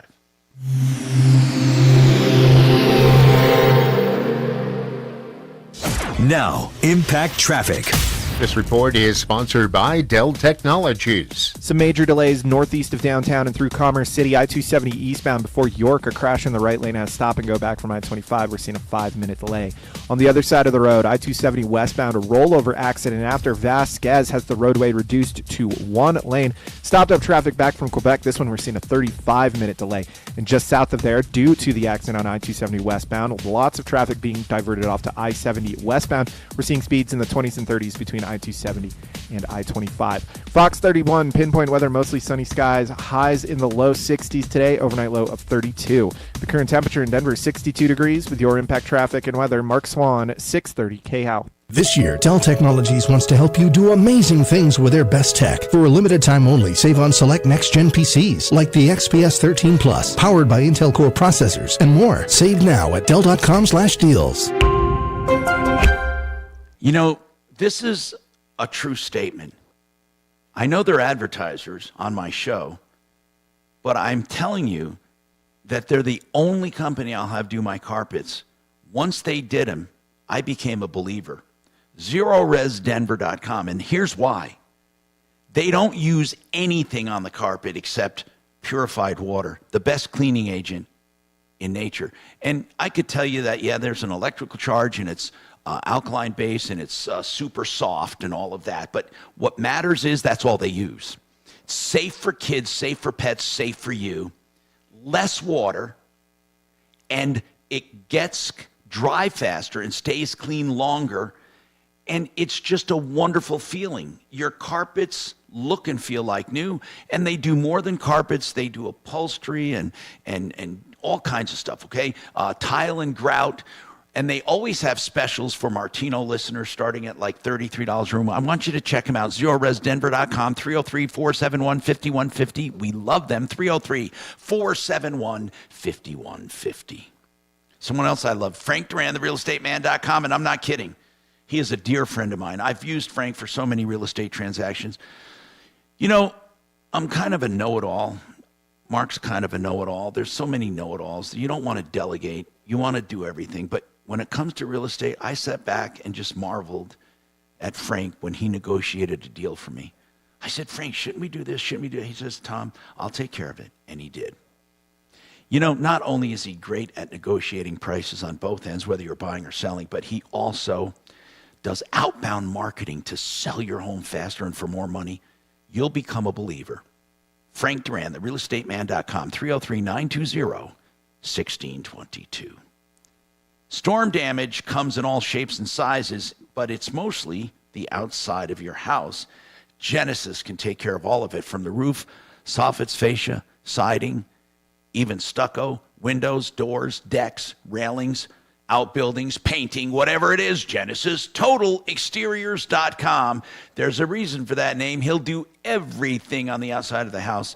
That's Genesis TotalExteriors.com. And that's it. Sorry. Oh, God.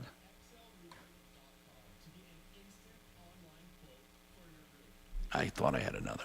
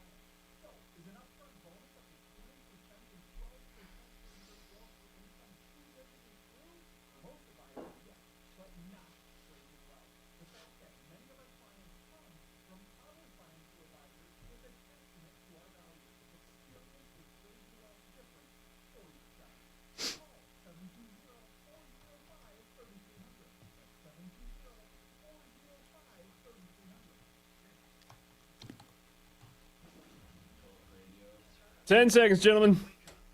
Right side. Mornings with Michael Brown. And keep it right. Afternoons with Dan Caplis. Love the show. Love the station. Denver's talk station. That's just good radio. 630 KHOW.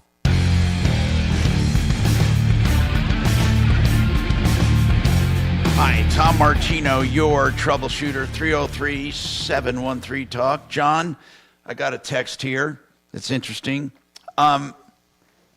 Is it possible, would waivers hold up if you had people or kids or adults or anyone who drives with your kid sign a waiver or drives with you in your car not to come after you? Is that even possible? Someone wants to know that. You know, I've seen this come up a time or two over the years. Really? Okay. And you know, and some genius decides they're going to have everybody sign a waiver before they come over for their kid's birthday party and jump on the trampoline and get in the car and everything else. Yeah. And I don't think you'll have too many people attending your party if you choose to do that. But you know, waivers are traditionally viewed with a very, you know, jaundiced eye. They don't like to enforce waivers. If the more that the waiver is for a necessary service or, you know, event that you're waiving, the more they're likely to enforce it. The more it is towards something that is just gratuitous to the owner and not really a necessary deal, the less likely they would be to enforce that.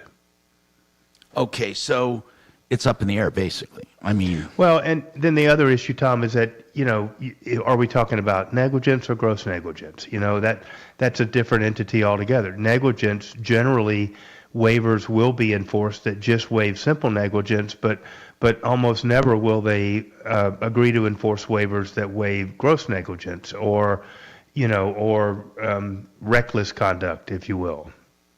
Okay. So it kind of depends on the circumstances and the language of the waiver. That's John Fuller, Fuller Law, myaccidentlawyer.co.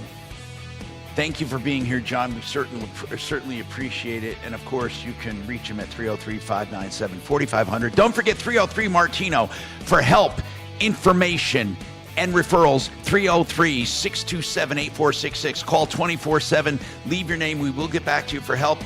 Don't forget referralist.com as well. Save all your problems for me. Thanks, man. Buddy. Martino.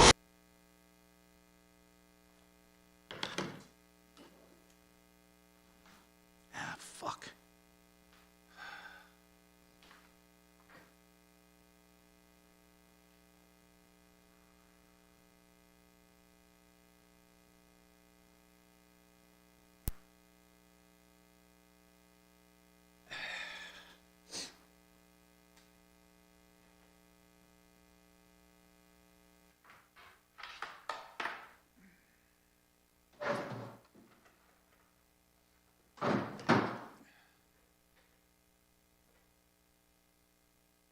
Hi, honey.